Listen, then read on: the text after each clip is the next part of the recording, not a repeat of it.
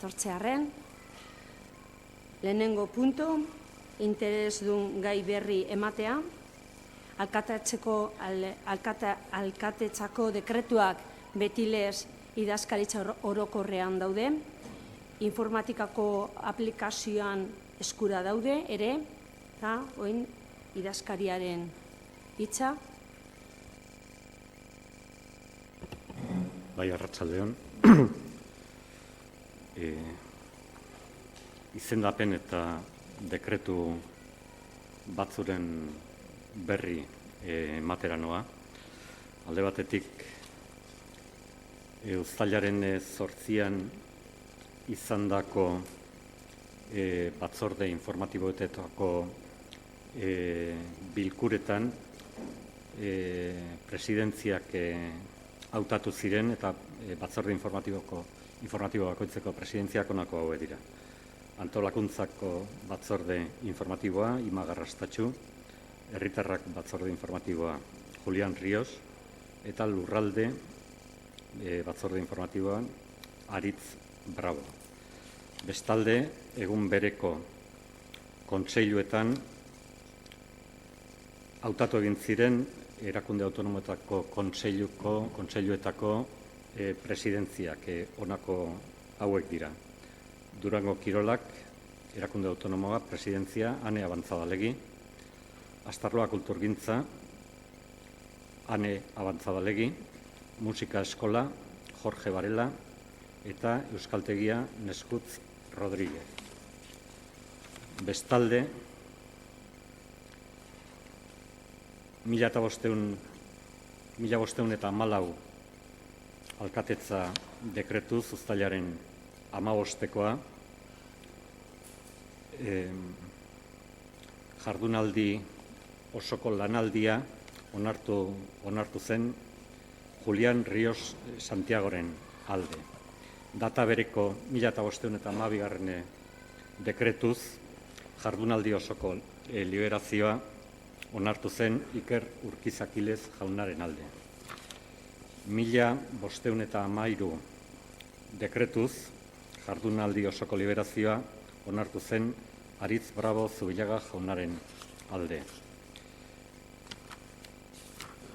Data bereko 1515 alkatetza dekretuz jardunaldi osoko liberazioa onartu zen Jorge Varela Dorrio jaunaren alde. Eta data bereko 1517 dekretuz jardunaldi osoko liberazioa onartu zen Ima Garrastatxu Urbaneja Andrearen alde. Eta orain bai azkenik 1528 dekretua, uztailaren 17koa, jardunaldi osoko liberazioa onartu zen Jessica Ruiz Pérez Andrearen alde. Eskerrik asko, idazkari jauna. Bigarren punto, Durangoko hiri antolamendu plan orokorraren formulazioaren hasiera onartzea horrela badagokio. Saileko arduradunari pasatuko diot hitza. Aritz? Lehenengo idazkariari, barkatu.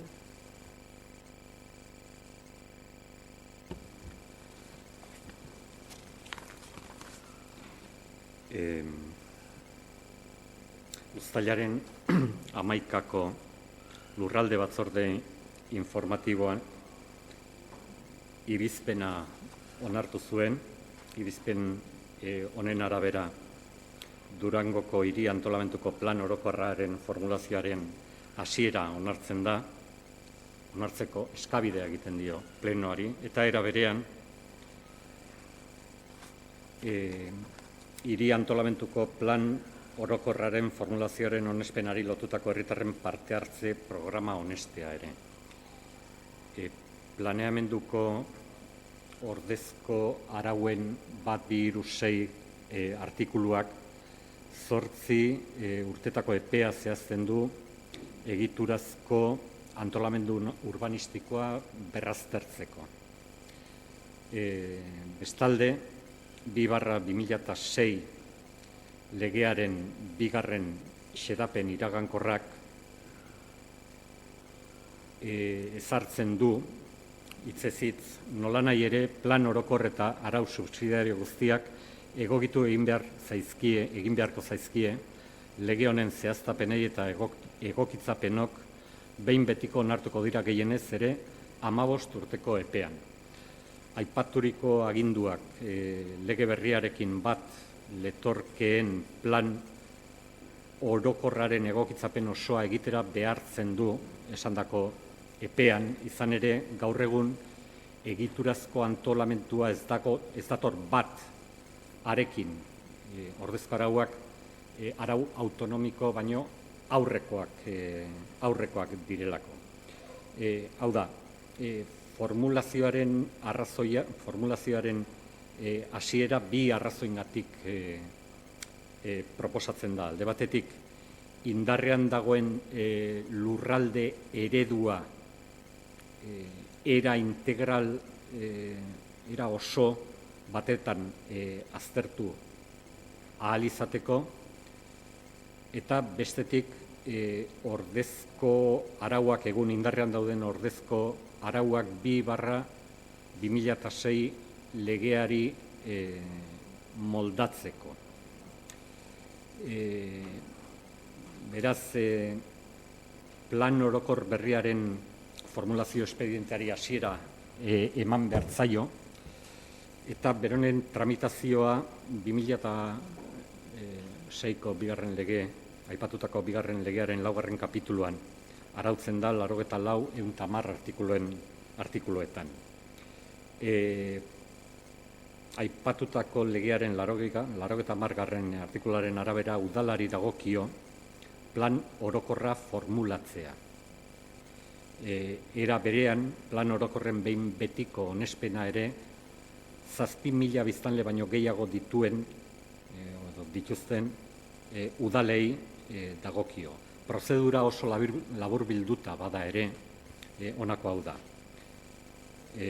Bata, formulazioaren hasiera eta herritarrek parte hartzeko programaren onespena, hau da gaur egun pleno osoko bilkura honetara datorren puntoa. Ondoren, helburuak, alternatiba eta proposamenak barneratuko lituzkeen abantzearen lanketa eta onespena. Abantze hori 2 hilabetez egon behar da jendaurrean, eta ondoren plan orokorra burutu ahal izateko irizpide eta helburuen onespena. Onespen honen ondoren plan orokorra bera erredaktatu egin beharko litzake eta hasierako onespena eman. Hasierako onespena hori hilabetez egon beharra dauka jendaurrean, eta leudeken alegazioak aztertu eta erantzun eta gero behin behineko onespena eman. Behin behineko onespen hori Euskadiko Lurralde Antolamendu Batzordeari luzatu behar zaio, bere txostena egin dezan, eta azkenik behin betiko onespena eta ondorengo argiltalpena. Barkatu.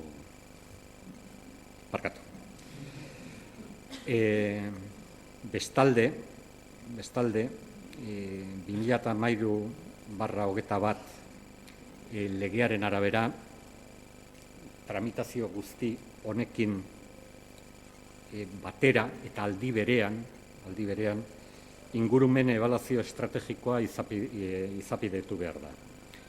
Dokumento honek alde batetik planaren ingurumen efektuak ebaluatu neurtu egiten ditu, aldez aurretik ikusteko eta lekarzkeen efektuak edo ondorioak arintzeko. Hori alde batetik. Beste alde batetik, plan proposamenean ingurune aspektuak eta biztanlegoaren parte hartzea bermatuko dituen bi lanabes erabiltzen ditu. Alde batetik herritarren parte hartzea, lehendik aurreko mandatuan, aurreko legegintzaldian adostutako programa horrez, eta bestaldeko plangintzako aholku batzordea. Eskumenari dagokionez, onespenerako eskumenari dagokionez, lehen aipatu dut 7.000 biztanle baino gehiagoko udalerriek hasierako onespena, behin-behineko onespena eta behin betiko onespena emateko eskumena daukate, eta baita hasierako onespenerako eman edo beharko liratekeen beste edozein akto administratibo ere. Udala da eskumena duena. Plangintza orokorrari hasierako onarpena emateko 7/85 legearen 22. Artikularen arabera udalbatzari dagokio onespena, eta 57. Artikuluaren arabera gehiengo osoa beharko litzake aipatutako onespenak eman ahal izateko.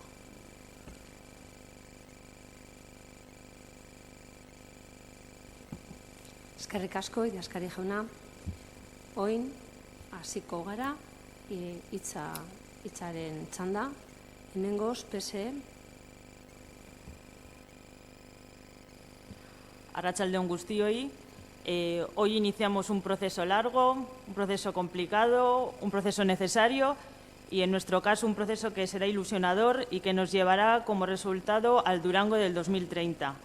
Un Durango de nuevos tiempos, un Durango de vehículos eléctricos, un Durango de viviendas con eficiencia energética, pero también un Durango en el que nos encontremos con menos menores, más mayores, un Durango con menos personas por vivienda, con otros hábitos comerciales y de ocio, con más visitantes. Por todo eso y mucho más, recomendamos no mirar este proyecto con los ojos de hoy, sino con los ojos de nuestros hijas e hijos. No hace falta decir, como bien se ha dicho, que ya vamos tarde en el proceso, que la falta de consensos y la imposibilidad aritmética nos ha traído a esta situación, pero no nos toca ahora buscar culpables porque las circunstancias ahora mismo son distintas. El proceso que hoy vamos a iniciar debe tener como resultado el mayor consenso posible entre instituciones y ciudadanía. Además, este proceso va acompañado por un programa de participación ciudadana que ya está consensuado. Es justo decir que, aunque hoy se pone en marcha, como tal, ya hay un trabajo previo realizado. Están las bases sobre las primeras reflexiones del Durango que queremos para el 2030. Tenemos un proceso participativo realizado durante el 2015. Hay desarrollado ya el mapa del ruido, la malla verde o el plan de movilidad. El equipo de Gobierno puede aprobar la propuesta que ellos presenten. Nosotros les queremos decir que cuenten con nosotros para aportar donde se nos permita. Ayudaremos en los consensos porque el objetivo de todos es hacer lo mejor que podamos, pero eso sí, siempre desde el rigor y la responsabilidad que nos obliga la institución que representamos. Nosotros hoy vamos a votar a favor de las propuestas que conlleva el inicio de este proceso. Con ello, lo que queremos es animar a todos los ciudadanos, a todas las asociaciones y colectivos a participar en este proceso participativo, porque creemos que entre todas y todos haremos un Durango mejor, más social y más sostenible. Eskerrik asko. Eskerrik asko, EAJ. Bai, eskerrik asko. Eta arratsaldeon guztioi. Beno, guk EAJaren aldetik alde bozkatuko dugu. Uste dugu beharrezkoa dela hirigintza antolamendu plan orokorraren tramitazioari hasiera formala ematea. Horrela eskatzen du legeak idazkariak esan duen bezala eta ondo deritzogu. Hala eta guztiz ere, zehaztasun batzuk eman nahi dodaz. Consideramos oportuna, como decía, la aprobación formal del inicio de la formulación del Plan General de Ordenación Urbana de Durango, con el objeto de adaptar la normativa urbanística actual a las determinaciones de la legalidad vigente, tal y como ya se ha explicado por parte del secretario. Y digo formal porque hasta ahora ya se han realizado diversos trabajos previos a la formalización del Plan General, a fin de ser incluidos en el mismo. Así, están el diagnóstico técnico, la contratación de servicios de asistencia y consultoría de evaluación ambiental estratégica en 2018, el mapa del ruido, la malla verde, el plan de movilidad. Y, por otra parte, sí me parece fundamental subrayar, tal y como ya ha hecho también la portavoz del Partido Socialista, la necesidad de redactar y aprobar un plan general que tenga el máximo consenso posible, tanto en el ámbito político municipal como, por supuesto, en la ciudadanía en general. Este aspecto fue recalcado también por el propio arquitecto técnico en la comisión informativa, consciente de la suma importancia que tiene este plan general en el futuro de Durango. Es decir, el plan general es la principal herramienta de planeamiento urbanístico que distingue y concreta las formas de utilización del suelo, un bien preciado y que además en Durango es bastante limitado. Y fija también los derechos y deberes de los propietarios de ese suelo y el control administrativo de la actividad urbanística.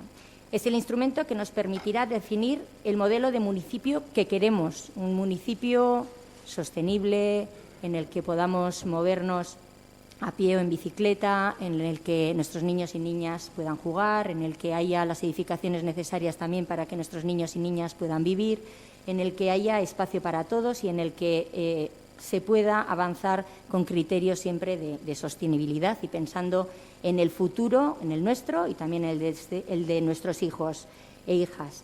Es el que nos permitirá, en definitiva, definir el modelo de municipio que queremos y por ello es crucial alcanzar el máximo consenso, ofrecer una extensa información a toda la ciudadanía y lograr también una amplia participación de los agentes socioeconómicos y de la ciudadanía. En este sentido, en la comisión informativa se presentó un programa de participación ciudadana, tal y como ha mencionado previamente el secretario, para la tramitación de este plan general, sobre el que desde AJPNV presentamos varias modificaciones.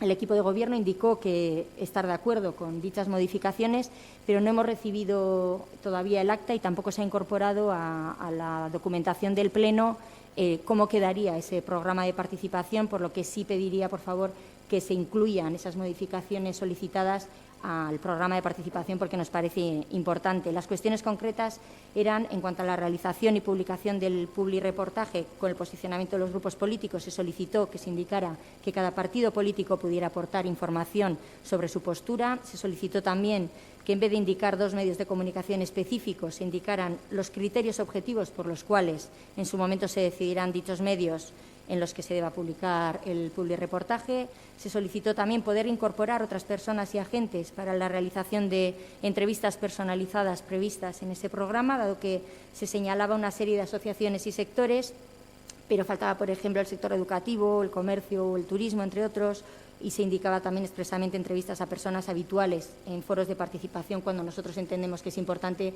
que se puedan ir incorporando también otras personas, que estoy segura de que hay muchas personas que tienen mucho que aportar a este plan general que, como digo, va a ser importante para el futuro de Durango.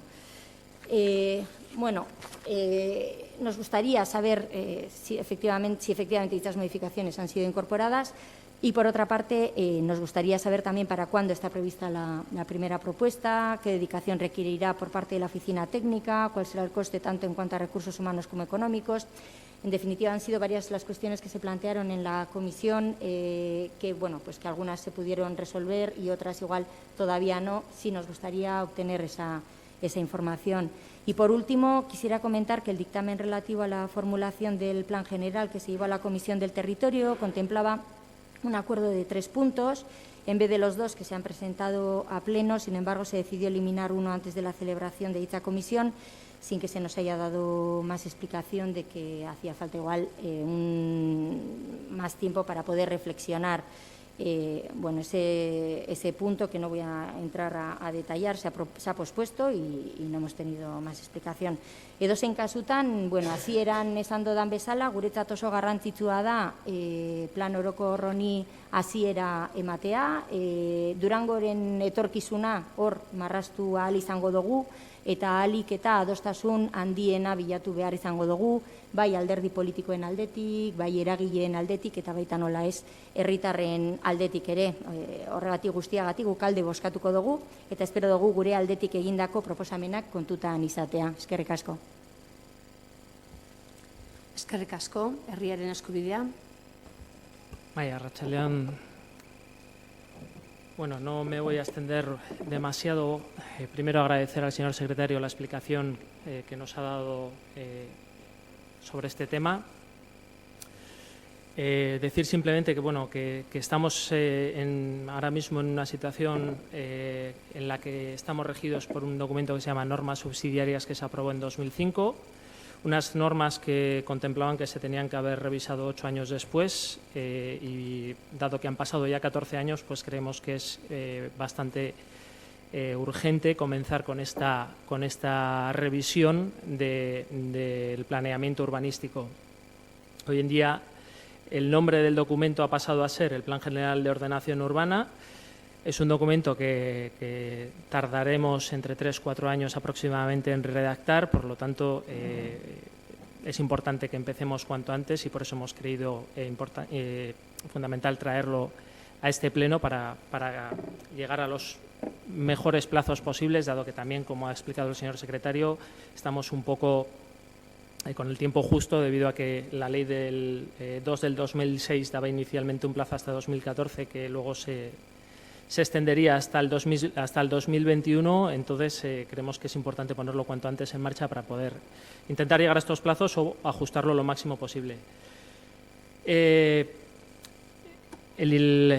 proceso que se inicia hoy es un proceso ilusionante, es un proceso que queríamos poner en marcha, es un proceso que definirá el futuro Durango que queremos y creemos que debe estar basado pues, en todo lo que hemos defendido durante los últimos 4 años. Un Durango sostenible, un Durango que respete el medio ambiente, un Durango que esté ordenado debidamente, un Durango en el que la participación ciudadana sea fundamental y donde la ciudadanía decida qué modelo urbanístico quiere, y por eso traemos hoy el inicio, pero esperamos que sea un proceso completo, largo y acompañados de toda la ciudadanía de Durango.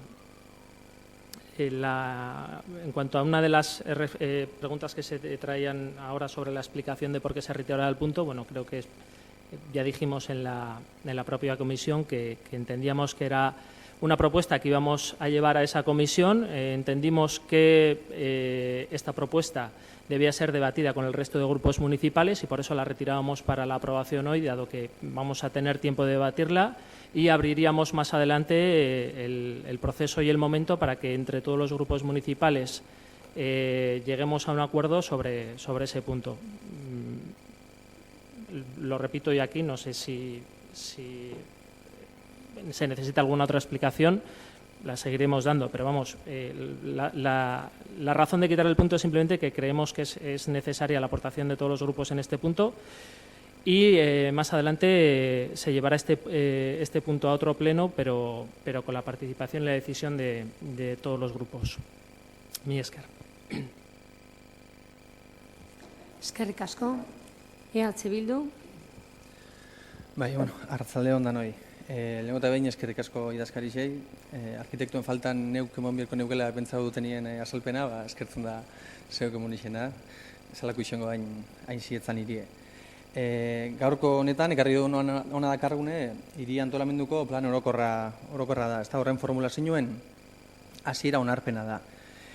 Azaldu da biziaganetik zer dan plan orokorra, eta, horretan sartu barik, igual pixkat historia pixkatengo bai. Plan honek azkenien lantzien behin egiten diezen, barrizten diezen plan batzu diez, eta txarto akorduen espadekot, 1985 bat egin zan, bigarrena 1985, 2005 egin zan beste bat, eta gobernukideek esan den moduen, 14 urte berandu hau, azkenien, gaztelaz den duen pistoletatu salida emotzu plan honei, eta teknikoek egin horretan eskertu egin izan dabie, hau martzan ipin izena, hainbeste urtien atzeratute jondan plan badalako, eta azkenien hirigintza ulertzeko eta Durango ulertzeko arautara lotzen arauek dieselako honek, eta azken finien 2018 da 2019 ongarelako funtzionetan 2005erako pentsauteko arau batzukin, orduen oso anakronikoen moduen gelditzen ziren puntu askotan, ordu esan hau martzan ipileko, eta horra guztu izan dut urgentziaz lehenoko pleno honetara denpora luzien ekarri ez dana, ekarri gure izen du. Esan da moduen, plan orokorren olakuek luze egiten diez, oso luze egiten diez, eta hori, esan da moduen, 3-4 urte ez duzkuz inoken duk orduen esan lehike bai, legintzaldi honetako proiektu garrantzitsu bat izango dela hau. Proiektu hau eta 4 urteko lan hau garrantzitu da, eta horren da garrantzitzu, azkenen 3 oinarri edo 3 banka moduen deko zela, ezta? Alde batetik, alde tekniko engo litzik, ez da, hau, udalitzeko bulego teknikoko langilek engo da bien lan bada, lan itzela da, txosten asko, informe asko emiko diez, eta gauz asko jorratuiko da biez, eta, bueno, berez, ezetan hasi orduko, eta zer baino lehen, urei animuek lehontze behin, eta bigarrenik, eskerrak engo da bien lan guztizia gaitik. Gero bigarrenik, egongo da nankie, hanka politiko izango da, ez da? Azkenien alderdi, udal batzonetako alderdi guztiziek honetan parte hartzeko aukeri, eta kasi obligazio ukingu, orduen ez da jela inor arduratu parte hartzeko aukerak beti ongo izalako, eta horren bila joango bai, kontzentzu alik eta zabaleak topetara bidien, ez da? Uste duguleko lan hartu izela erabakisiek, irigintza lorrien, nolan hartu izela erabakisiek, eta etorkizuneko Durango hori buruen eukine, lan hartu izela erabakisiek, alik eta kontzentzu zabalenakin, eta ez gitxiengo majorixakin, ez da? Eta azkenik, zelan ez, azkenengo hanka hori, erritxarrena izango litzik, ez da? Durangar guztixen hanka hori, edo haurek babestu biko da biena. Holan, logika horretan, gaurdanik ja ekartzen dugu erritxarren parte hartze programa bat, azaldu psiakanetik, hola modu oso, azaleko baten, azaldu zana batzordien, eta bertan, hau, esan moduen, hau erramintza bada, erramintza bizi bat izango da, baina parte hartze minimuek esarriko dauzen erramintza bada. Orduen, hemendik ora, engure izan ekarpenak eta parte hartze gehiago bidala, edo erritxarrendako informazio gehiago bidala, horretarako beti ongo da zabalik eta beti ekarpen horrek beti jasoteko preste ongo da programa edo txosten hau, ezta? Eta holan hainbeste etorkizuneko Durango hau, etorkizuneko Durango hori pentsetan hasi gaitezan gaurdanik eta hasi gaitezan lan horretan danok. Eta, bueno, gero PNV-ko gozera mailei erantzun asmoz, aktie heldudan edo, aktie jaso akta bat, gero bertan berroineku, teknikari batek edo jaso behar dau, eta, azkenien respetau dugu zen bai epe horrek, eta, ondo dago pixkate prisi sartzie, baina teknikue bai hauren lana dekie, eta nek jakin join udan gauzela, jente batzuk oporrak bida izla bai, eta hauren oporrak bai respetau asmoz, pixkate aktan exigentzia horrek pixkat hartu diguzen lasaitasunez bai. Gero, esan da, ez da, ekarpenak inzala, PNV inzazen bere ekarpenak, eta jasozien aktan, orduen akta hori urtarakuen, bertan ja izlatu duengo diez ekarpen horrek, eta gero hori txertatzi izango da teknikuek, txertatzi izango da txosten horretara. Ez dute moden, txosten hori zabalik dauen txosten bada, herritarren parte hartze programa zabalik dauen programa bada, orduen egin zen karpen guztiek hartuko diez. Gero puntu baten, kriterio objektibuena eta komentau zan, emon zien usto batzuk, bertan txarto akorduen espadekot, emon zien bertan kriterio bere momentuen komunikabide horrek aukeratzeko kriterio objektibuek emon gendu zen batzorde bai, orduen bertan eukingo dozuez akta jeroterakoen eskuragarri eukingo dozuez bertan, eta gero azkenik, batzorde bai galdetu zen, eta batzorde bai erantzu zen galdera bat izan zen, segaitik gendu zen, ebazpen horretan 3 puntu guzan hasieran, eta segaitik erun ziren 2 batzordera, eta segaitik dakarra guzan gaur bai 2. Esan zen batzorde horretan, duen aktan be jasota eukingo da heltzen da zuen inaktie, eta gobernukidek behondo salduen moduen, lasait jasunez prozesu hau luzi izango da, orduen lasait jasunen hartzeko, eta inungo prisa barik eta denporak jan barik, lasait hau hartzeko, kontzentzu atxetu duan, ez da? Oposizioko aldeztetik atxetu duan bai, kontzentzu hori topau asmoz, atzeratu zen, orduen, puntu hori gero ekarri biko da, aurreantzin ekarri biko da, orduen hori lantzeko dano batera astiziokingo dugu. Eskerrik asko. Bozkatzera pasatuko gara. Bigarren buelta ikusten duzu beharrezkoa. Itxoin Mireia, ez da zure txanda. PSE. Ez, oin bai. EAJ. Parkatu, Bueno, nahi nebana izan da, alde batetik ez dala berez akta jasotzea edo ez jasotzea gauza da, pasadan astean izan genduela batzordea eta gaur erabaki bat hartzen dela. Eta erabaki hori hartzerako orduan, guretzat garrantzitsuak dira gauza horiek jakitea ia nola gelditzen diren. Ze hemen ikusten dodanez, onartzen dana izango da ez bakarrik, tramitazio oneri hasiera ematea, baizik eta partizipazio programa bera ere onartu egiten dugu. Horregatik da guretzat garrantzitsua eta ez da teknikariei prisa sartzeko asmoz, ez da hori gainera azaldu zirenean zein izango zen antolakuntza eta hiru batzorde egongo zirela eta azkeneko astean izango zala batzordea eta urrengoko astean plenoa eta bai esan zen denbora gehiago behar danean urrengo plenora eramango dala, hori guztia komentatu egin zen. Eta guretzat hartzen dugu zanean erabakiak, nahi dugu hartu erabakia jakinda, benetan zer ari garen erabakitzen eta kasu honetan ez da bakarrik plan orokorrari hasiera ematea, horrekin guztiz ados gaudela, parte hartze programarekin ere guztiz ados gaude, baina gustatuko litzaiguke guk egindako aportazioak kontutan izatea. Edozein kasutan be, baietz bozkatuko dugu, baina konfiantza puntu bat emonda, eta nahiko nuke baita ere eskerrak ematea, kontzentzu horren bila ibiltzea eta parte hartzea bultzatzea, entzun dugu horrek izango diela zuek bultzatuko dozu esenak, eta horregaz guztiz ados gagoz, eta alde horretatik eskerrak emaneko nituzke. Baina hori, baietz bozkatuko dugu, kontutan izan da, mesedez programa horretan jarriko direla egindako aportazioak. Eskerrik asko. Herriaren eskubidea. Ez. EH Bildu.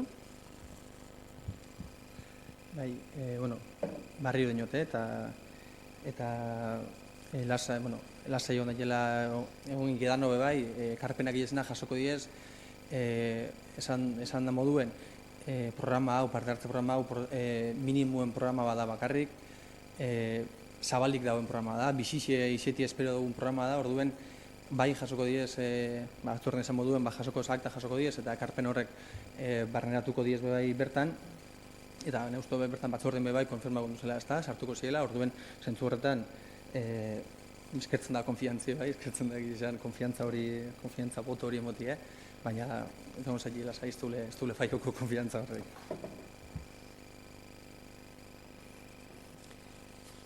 Bozkatzera pasatuko gara. Proposamenaren alde. Hau batez onartzen da.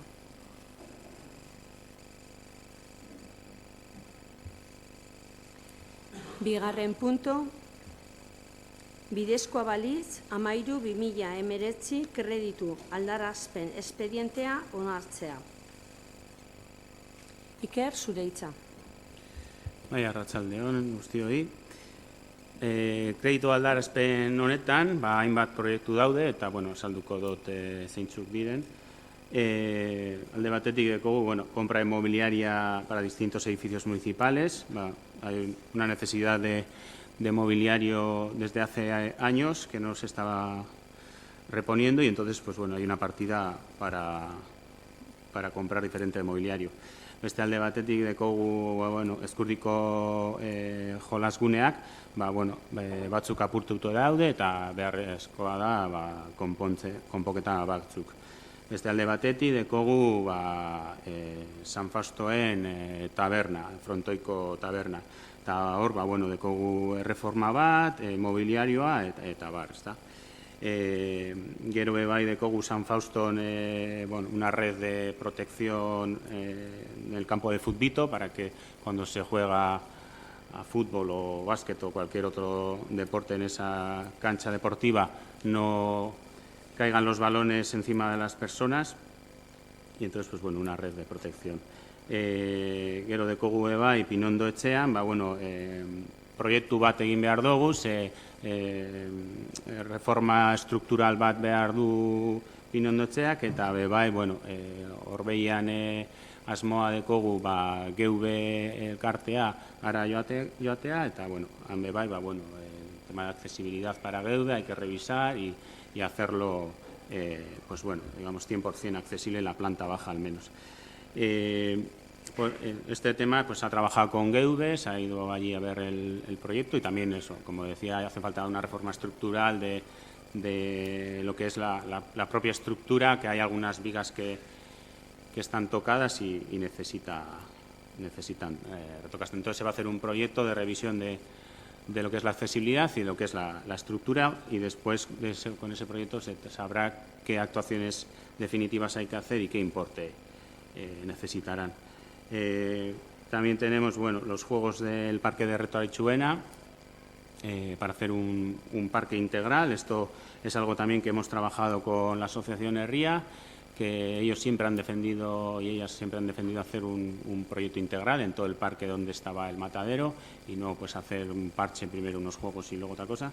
Entonces, como nosotros también y nosotras también estamos de acuerdo en hacer un proyecto integral, es lo que se va a hacer, un proyecto integral en el cual las personas de la asociación y demás vecinos de Herria participarán en la elaboración. Por otro lado, estaría la consolidación estructural del caserío Capitanea de San Fausto también, que era un proyecto que hace años también se aprobó, estaba la partida económica, pero al no haberse realizado en años atrás, la partida económica no pudo ser traspasada de un año a otro, porque presupuestariamente no lo permitía la norma, y entonces ahora hay que recuperar esa partida económica para que se pueda hacer la reforma estructural del baserri y no se caiga y se pueda dar un uso para la asociación, que también es una de las cosas, el baserri Capitanea como el bar de San Fausto que hemos comentado del frontón, es una de las cosas que las asociaciones de San Fausto están reivindicando y requieren para hacer vida de barrio y para desarrollar sus actividades. Y con lo cual nosotros también estamos completamente de acuerdo en desarrollar y que se lleven a cabo. Eta gero azkeni dekogu eskola publikoetan behar dute hobekuntza batzuk, eta horre bai daude partida ezberdinak. Eta hau dana esan da, eta martxan jartzeko diru partida hauek jarri behar ditugu, beraz zuen babesa eskatzen dizuegu. Eskerrik asko. Eskerrik asko, hitz parte hartzeko, zabalduko dugu erronda, PSE. Respecto a este punto, indicar que es una cuantía elevada, que Iker ya nos ha dado las explicaciones de cada uno de los puntos, que muchos de ellos ya, como él bien ha dicho, vienen de atrás, tanto el tema de San Fausto, luego los arreglos de los centros educativos. Y habíamos oído por prensa y hoy nos ha explicado Iker que el planteamiento que había para el Errota Chiruena, al final los vecinos creen que es más conveniente otro tipo de proyecto y que se va a tener en cuenta. Y nos alegra ver que hay una serie de puntos que significan estudios y proyectos, dado que antes tanto se criticaba que el realizar estudios previos, y que creemos que eso es totalmente necesario para que luego esos proyectos se lleven a cabo de la mejor manera. En todo caso, nuestro voto va a ser favorable a la modificación. EAJ. Bai, eskerrik asko. Euskal Alderdi Jeltzalea udal taldetik alde bozkatuko dugu, uste dugu proiektu positiboak direla Durangorako. Alderdi Sozialistako bozeramaileak esan duen bezala, kreditu modifikazio honetan jasota dagozan ekintza eta proiektu gehienak aurreko legealditik datoz, hau da, ez dira proiektu barriak, azken lerroan ikusten ditut adibidez San Faustoko auzokideak, eta beraiekin landutako gauzak dira, asko posten gara, gauza hauek denetan orain aurrera atara ahal izatea. Edozen kasutan, zehaztasun batzuk bai egin nahi dugu, kasu honetan bai, uste dugu egokia izango zala, kreditu modifikazio hauek antolakuntza batzordera eraman aurretik lurralde batzordetik pasatzea eta bertan proiektu bakoitzaren zehaztasun guztiak azaldu izatea. Azken finean, korporazio honetan asko gara barriak, nahiz eta batzuk igual gainetik ezagutzen duguzan proiektuak, egiz esan zehaztasunek eta ez dugu ezagutzen, eta justo jakinda egun berean izan genituela alde batetik lurralde batzordea eta jarraian antolakuntza batzordea, uste dugu praktika ona izan daitekela horrelako kasuetan lurralde batzordetik pasatzea lehenengo eta gero antolakuntza batzordetik. Hori proposamen gisa aurrera antzean agian egin daiteke, horrela zehaztasunak behintzat ezagutu ahal izateko eta galdetzeko. Esan dugu proiektu gehienak aldez horretik zetozela, proiektu berri bat dago agian aipagarria izango litzatekeena, berez ez da barria, baina orain egiten den planteamentua bai da barria. Me refiero a la realización de un proyecto para el diseño integral de una zona de juegos infantil en el Parque de Errotaritzuena. Nosotros estamos de acuerdo en que hay que hacer proyectos, pero es verdad también que en este caso, ya creo que había una decisión previa, si no me equivoco, se había acordado una serie de juegos. Ahora se va a hacer un proyecto cuyo coste es de 10.500 euros, que según el informe técnico resulta necesario para poder concretar una intervención consensuada con la parte vecinal y conocer el costo real de la obra necesaria. Nosotros estamos totalmente de acuerdo en la necesidad de habilitar una zona de juegos y ocio infantil en Errotaritzuena. Creemos que efectivamente hay que llevarlo a cabo. Pero también queremos recordar la necesidad de una gestión responsable de los recursos públicos, por lo que seguiremos de cerca para conocer más detalles de este proyecto, de cuál es finalmente el coste real, no ya del proyecto, sino de la obra en sí, etcétera.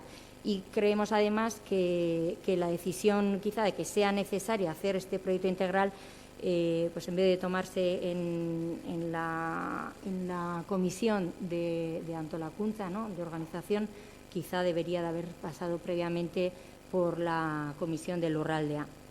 Esa es nuestra propuesta, para que de esa manera también hubiéramos tenido conocimiento de cuál es la posición del técnico municipal en cuanto a la necesidad del proyecto, etcétera.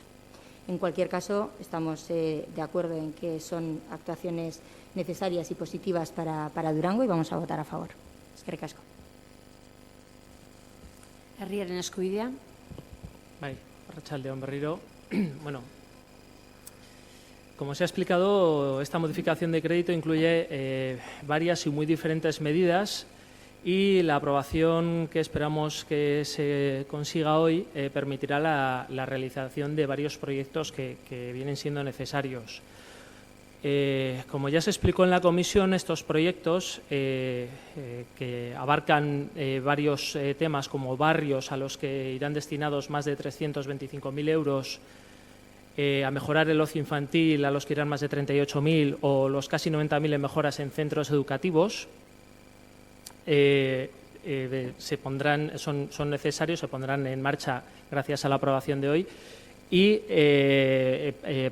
me gustaría explicar también parte de ellos. Un proyecto del que parece que hay dudas es el proyecto para redefinir el Parque de Errotaritzuena. Hemos visto necesario que hay que redefinir este proyecto porque la propia asociación Herria nos lo solicitó. Queremos hacer un proyecto junto a los vecinos y vecinas, un proyecto participativo, como ya nos han solicitado desde la asociación Herria los vecinos y vecinas de la zona, y creemos que es necesario porque para una gestión adecuada de los recursos municipales hay que tener en cuenta la opinión de quienes van a disfrutar de estos, en este caso, pues juegos infantiles, parque, etcétera. Creemos que es necesario para poder dar una respuesta conveniente a la demanda de ocio juvenil e infantil. También se iniciarán, como se ha hablado, las obras necesarias para recuperar el bar del barrio de San Fausto. Ya hablamos de ello aquí en septiembre del año pasado, ya se aprobó que se iba a poner en marcha las obras, aunque hemos tenido que esperar hasta hoy para que esta habilitación del dinero necesario para las obras se traiga para aprobar.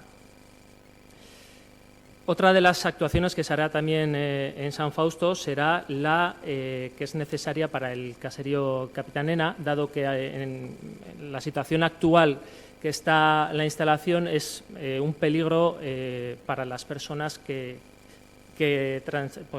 estamos por el barrio, para los niños que juegan en el poli, para toda la gente que pasa por allí. De hecho, pues actualmente hay incluso una zona que está vallada por seguridad, entonces creemos que es un proyecto que es necesario y urgente hacer, no solo para mejorar los servicios del barrio, sino también por la propia seguridad de la ciudadanía. Iniciamos, como se ha dicho, un proceso para trasladar a GV a Pinondo, un proceso que da comienzo con el estudio de las obras necesarias tanto para mejorar estructuralmente este edificio como para darle la accesibilidad necesaria que necesitaría tanto el propio edificio como el traslado de GV.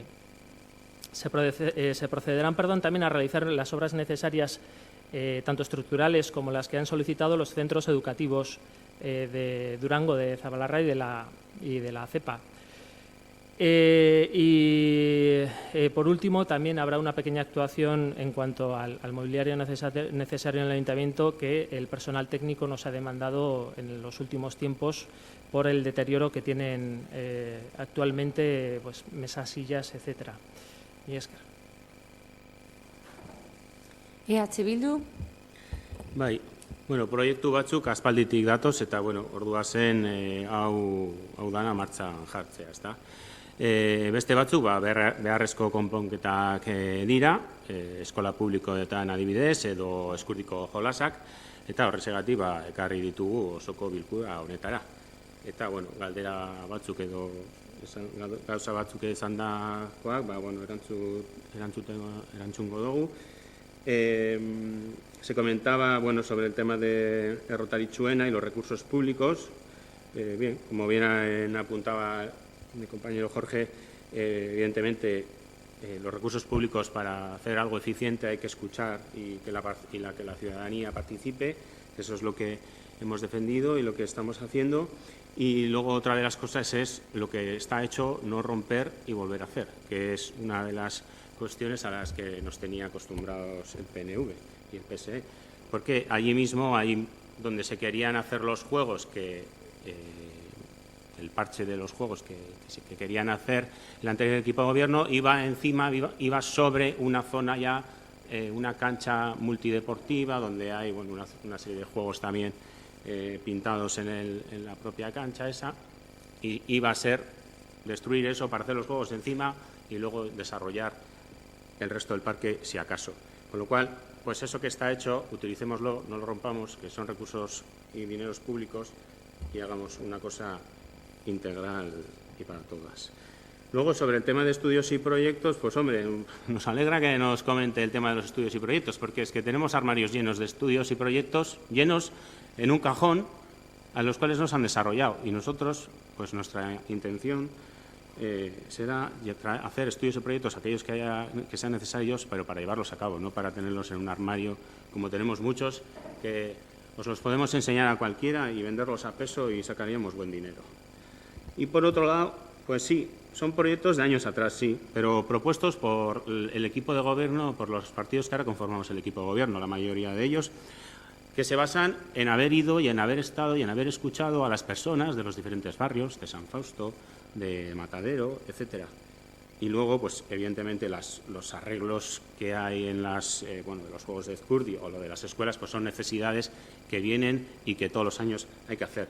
Pero el resto de proyectos importantes que aquí se traen han sido propuestos por los equipos que ahora conformamos el equipo de gobierno. O sea, sí, vienen de años atrás y no se han hecho y ahora los vamos a llevar adelante. Eskerrik asko. Bozkatzera pasatuko gara. Ikusten duzu beharrezkoa, bigarren buelta, bai, PSE, ez, EAJ. Bakarrik aklarazio txiki bat. El señor Urquiza ha mencionado que algunas cosas vienen de antes, que otras cosas son nuevas, y entre las nuevas, como una nueva necesidad, ha mencionado los juegos de Ezcurdi y por aclarar, según viene el informe técnico del ayuntamiento, que si no es así, me gustaría que nos lo aclararan, porque leo literalmente, lo que pone es que dicha actuación tiene un decreto de adjudicación con fecha 28 de octubre de 2016. El suministro fue realizado a lo largo del año 2017, pero el certificado exigido por el ayuntamiento para poder pagar la factura ha llegado el día 12 de junio de 2019 vía email. Traemos una actuación nueva. Nosotros también visitamos las diferentes instalaciones, estamos atentos, nos leemos además toda la documentación y es una actuación ya realizada anteriormente, que lo que faltaba era el pago. Solamente por aclarar. Eskerrik asko. Herriaren eskubidea. EH Bildu. Bueno, no he tratado de defenderlo como si ha sido así, pues evidentemente no es una actuación nueva lo de los arreglar o la adecuación de los juegos infantiles, o simplemente es proceder al pago porque ya se ha certificado que el arreglo ya está hecho. ¿Sí? No es una cosa nueva. Como lo mismo que decía, las partidas de los colegios no es algo nuevo, sino son cosas pues que toca arreglar y ya está. Bozkatzera pasatuko gara. Proposamenaren alde. Hau batez onartzen da.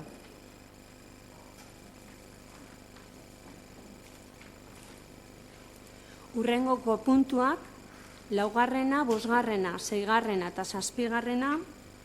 debate bakarra aukiko dute, eta gero banan-banan bozkatuko dugu. Irakurriko ditut puntuak. 4. punto, Durangoko Kirolak erakunde autonomoaren estatutuak aldatzeko proposamena. 5. Bartolome Ertzilla Musika Eskola erakunde autonomoaren estatutuak aldatzeko proposamena. 6. Astarloa Kulturgintza erakunde autonomoaren estatutuak aldatzeko proposamena. 7. Durangoko Udan Euskaltegia erakunde autonomoaren estatutuak aldarazteko proposamena. Hitza nahi duzue, pasatuko gara bozkatzera, proposamenaren alde, hau batez onartzen da 5. punto aldatzea. Esan dudanez, joango gara banan-banan. 5. puntuaren aldatzearen alde, proposamenaren alde, hau batez onartzen da. 6. punto, proposamenaren alde, hau batez onartzen da. Eta 7. punto, proposamenaren alde, hau batez onartzen da.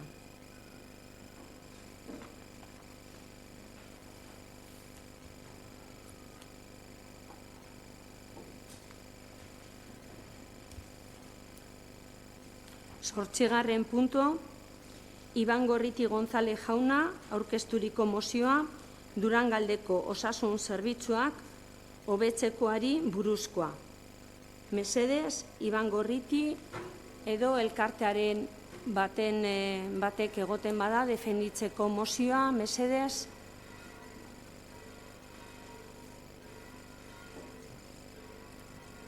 Bai, jasarri.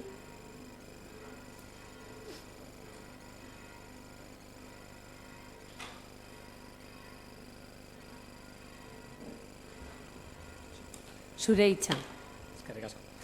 Arratsaldeon, hasi baino lehen, 4 urte hauen buruan herritar guztiak ordezkatzeko hautaturiko pertsona guztiak zoriondu nahi ditugu, guztion ondasuna eta ongizatea defendatzea eskatzen dizuegu, beste edozein interesen gainetik. Konfidantza dugu eta badakigu horrela izango dela. Pediatriak 24 ordu plataformatik eskertu nahi dugu legegintzaldi berri hontako lehen plenu hontan, Durangaldean bizi garen pertsona guztientzat ezinbestekoa den mozio hau defendatzeko emandako aukera. Bueno, antes de nada queríamos felicitar a todas y cada una de las personas que habéis sido elegidas para representar a toda la ciudadanía de Durango durante los próximos 4 años y os animamos y pedimos que durante todo este tiempo luchéis por los intereses de las y los durangueses por encima de cualquier otro interés. Sabemos y confiamos que así va a ser. Desde la plataforma 24 horas también queríamos agradecer la oportunidad que nos habéis dado de defender en este primer pleno de esta nueva legislatura una moción que creemos primordial para todas las personas que residimos en el Duranguesado. Queríamos empezar haciendo una pequeña introducción analizando la situación actual. El Servicio de Urgencias Pediátricas del Duranguesado tiene hoy en día un horario que va desde las 3 hasta las 5 de la tarde y se realiza en el Centro de Salud de Landaco, en Durango. Fuera de este horario, los menores de 14 años son derivados a otros centros. Solo en Durango hay unos 4.500 menores de 14 años y en toda la comarca unos 12.500. Casi la totalidad de los pueblos del Duranguesado pertenecen a la Organización Sanitaria Integrada Barrual de Galdakao. Sin embargo, el Hospital de Galdakao también carece de servicio de urgencias pediátricas, por lo que los niños y niñas enfermas deben acudir al Hospital de Cruces o Basurto, situado a unos 40 kilómetros de casi la totalidad de los pueblos de Durangaldea, con lo que ello supone. Tampoco disponemos en el Duranguesado de una ambulancia UBI medicalizada y pensamos que es esencial que una comarca con casi 95.000 habitantes disponga de una de ellas para dar un servicio en condiciones tanto a menores como a adultos, sabiendo además que casi un 19% de nuestra población es mayor de 65 años. Gutxiegizko zerbitzu hauetan hobekuntzak eskatzen ditugu eskualdeko familiek. Eta uste dugu udaletxeak izan behar dutela behar hauek helarazi eta abiaraztearen eskaera egin behar dutenak. Bai pediatria 24 ordu zein osasun zerbitzuen hobekuntzak berehala Durangaldean abiaraztearenak.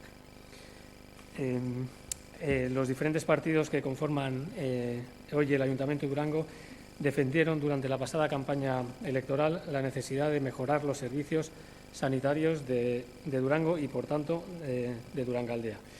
Visto el consenso que suscita esta problemática y que afecta a tantas personas, desde la plataforma Pediatría 24 horas instamos al Ayuntamiento de Durango a que, de manera urgente, solicite una reunión interinstitucional entre las diferentes alcaldías que conforman la comarca de Durangaldea, Osakidetza y la Consejería Vasca de Salud para analizar y evaluar la implantación de un servicio de 24 horas de urgencias pediátricas en la comarca, para dotar a la comarca de una ambulancia UBI medicalizada y para solicitar un servicio de reanimación cardiovascular.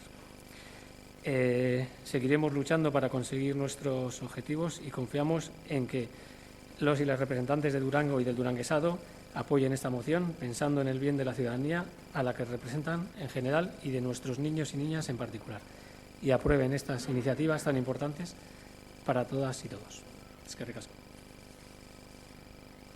Eskerrik asko. Oin, turno zabalduko dugu, PSE. Creo que todos los que estamos aquí presentes estamos de acuerdo en la necesidad que tiene Durango para mejorar los servicios sanitarios y creemos que, como bien han dicho, la mejor manera de abordar esta problemática es entre todas las instituciones, los ayuntamientos, Gobierno vasco, Osakidetza, y sí que creemos, y así se lo hemos hecho llegar a la asociación, que en la medida de lo posible pudiésemos estar presentes todas las fuerzas políticas y no solo lo que es la alcaldía, pero no solo en esto, sino en todos los temas. Sí que nos resulta un poco curioso que el nuevo equipo de gobierno, el cual siempre ha defendido esto, no ha visto hasta el momento una necesidad de convocar la Comisión de Ciudadanía, comisión en la que se trataba el tema de salud, alegando que no había tiempo para terminar algunos informes y que no había ningún tema de importancia para tratar. Y entonces este tema lo tratamos como consecuencia de lo que lo trae aquí la Asociación de Pediatría 24 horas. En todo caso, y centrándonos en lo que es la moción, nosotros no vamos a ser populistas y no vamos a engañar a nadie, porque la realidad es la que es. Sabemos que esto es un problema que tiene todo Euskadi y que hay en marcha ya una comisión en la que están implicadas todas las partes para buscar la mejor solución. Todos sabemos que a día de hoy no hay ningún centro de salud que disponga de la pediatría 24 horas, pero también es cierto que el caso de Durango es un caso excepcional, ya que, como bien ha dicho, en Galdakao no disponemos de pediatría y hay que hacer un desplazamiento hasta Cruces. Somos conscientes que es necesario mejorar el servicio de pediatría y creemos que, tal y como lo indican en la moción, ellos piden analizar y evaluar la implantación y en ningún momento la exigen. Entonces, creemos que esos términos son los adecuados para empezar el diálogo con el resto de instituciones. Con el tema de la UBI medicalizada, nosotros del PSE siempre hemos defendido esa necesidad y somos conscientes de que el poder conseguir, el tener una UBI medicalizada supone un importe económico muy alto, pero también somos conscientes que la vida de las personas no tiene precio. Nosotros creemos que sí que hay que exigirla, pero previo a exigir la ambulancia creemos que sería conveniente, en la medida de lo posible, solicitar la posibilidad de modificar la ubicación de alguna de las ambulancias actuales. Esta opción nosotros la planteamos después de habernos reunido con un trabajador que trabaja en este servicio y él nos comentaba que el problema es principalmente de Durango, ya que el Elorrio, que sí que está bien cubierto por la ambulancia, por la UBI medicalizada de Arrasate, y Zaldívar y Berriz están bien cubiertos por la del Goibar.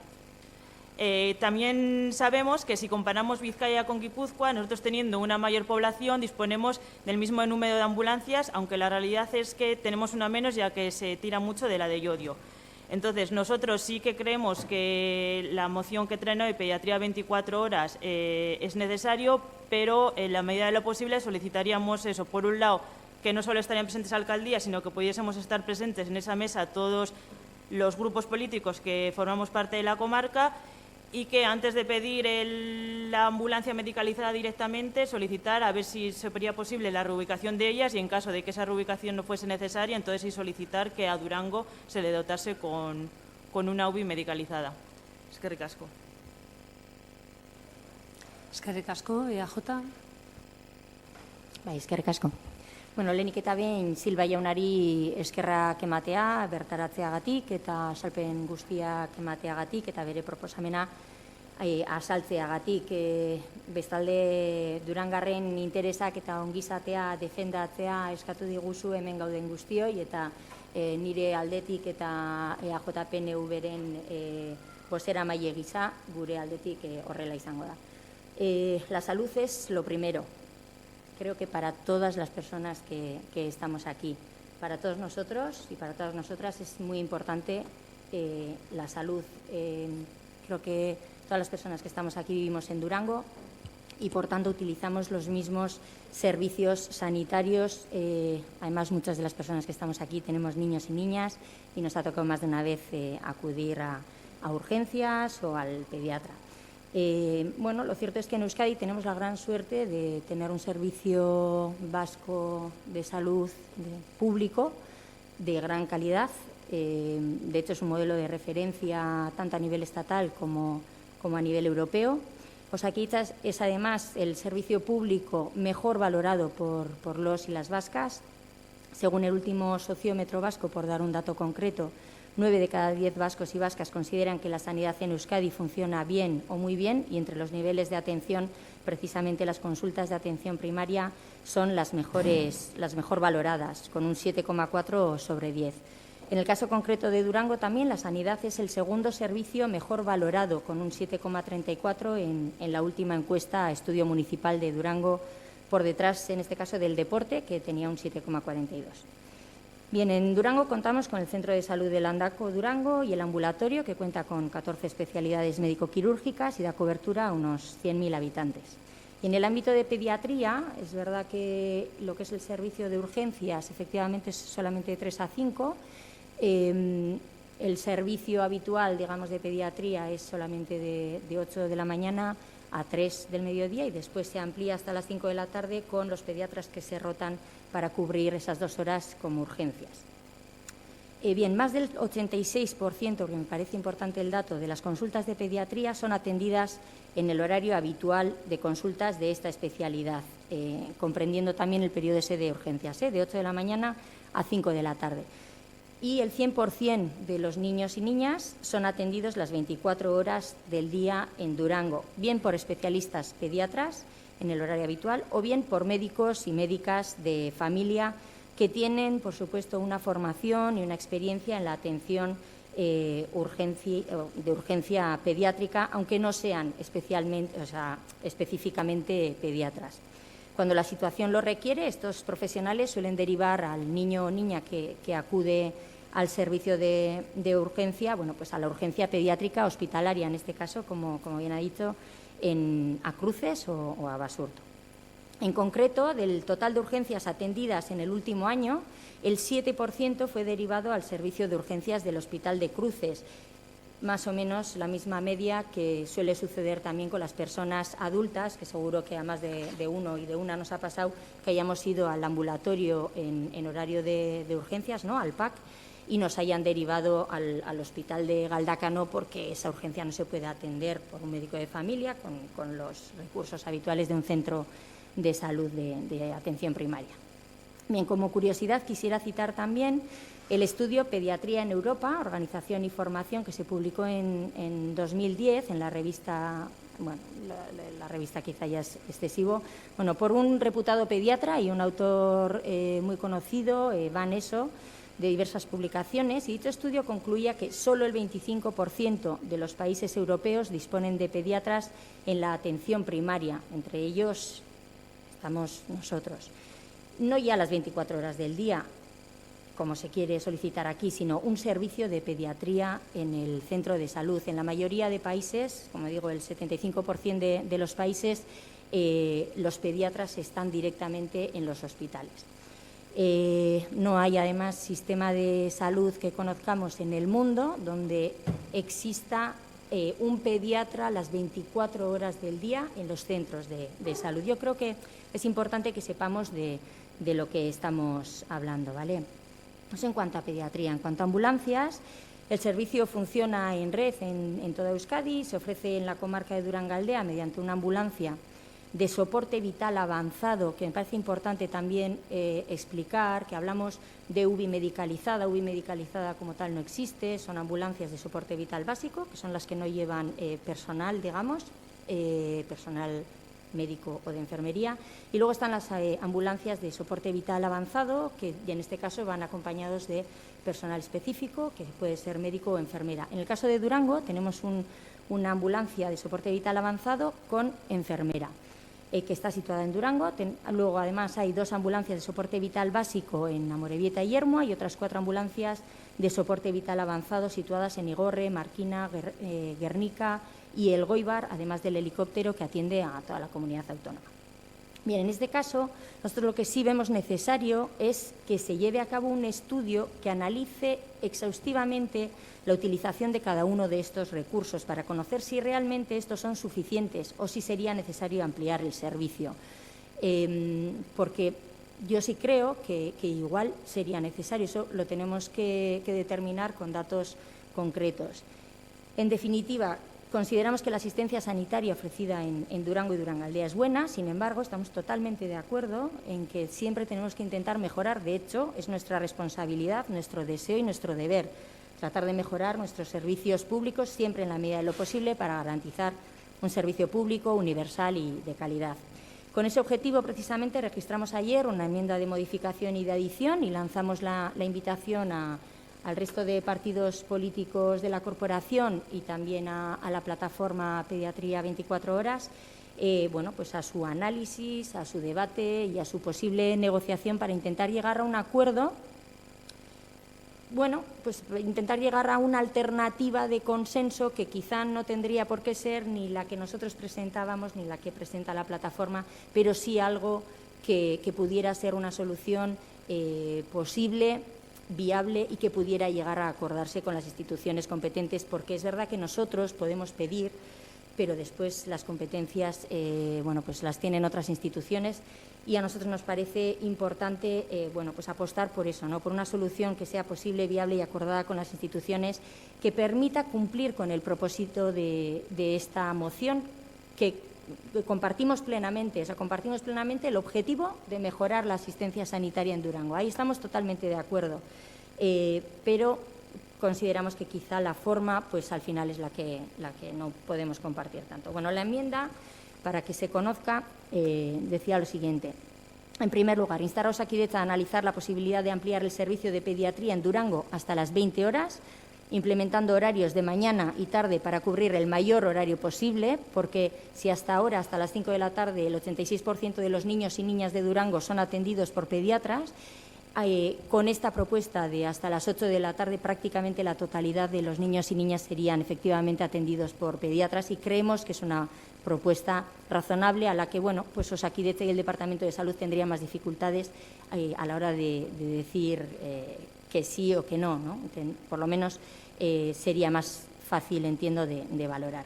En segundo lugar, instar al Departamento de Salud y Osakidetza a realizar un análisis exhaustivo del servicio de transporte sanitario urgente en Durango y Durangaldea, es decir, número de personas atendidas por cada ambulancia, traslados realizados, tiempos medios, etcétera, con el fin de analizar la necesidad y viabilidad de ampliar dicho servicio en Durangaldea.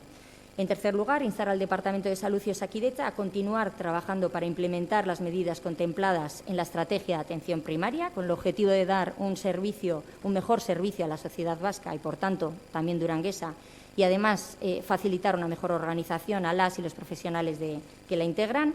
En cuarto lugar, instar a Osakidetza y más concretamente a la OSI Barrualde Galdakao, tras haber analizado con detenimiento las alternativas planteadas, organizar una reunión en la que se informe de las medidas a adoptar, así como el calendario de implementación, a todas las corporaciones municipales de la comarca, alcaldes, alcaldesas y portavoces de los grupos políticos, y, en quinto lugar, mantener informada a la plataforma Pediatría 24 horas de cuántos avances se consigan en este ámbito. Bueno, como decía, este es el texto que desde EAJ-PNV proponíamos, pero bueno, dado que hemos obtenido una respuesta negativa a poder intentar negociar esta propuesta, y dado que, bueno, como le he explicado antes al portavoz de la Asociación de Pediatría, con el que he tenido ocasión de hablar y de comentar por lo menos esta propuesta, y también hemos intercambiado pues una serie de ideas y de planteamientos y de razonamientos, no queremos entrar en una política de confrontación entre unas propuestas y otras,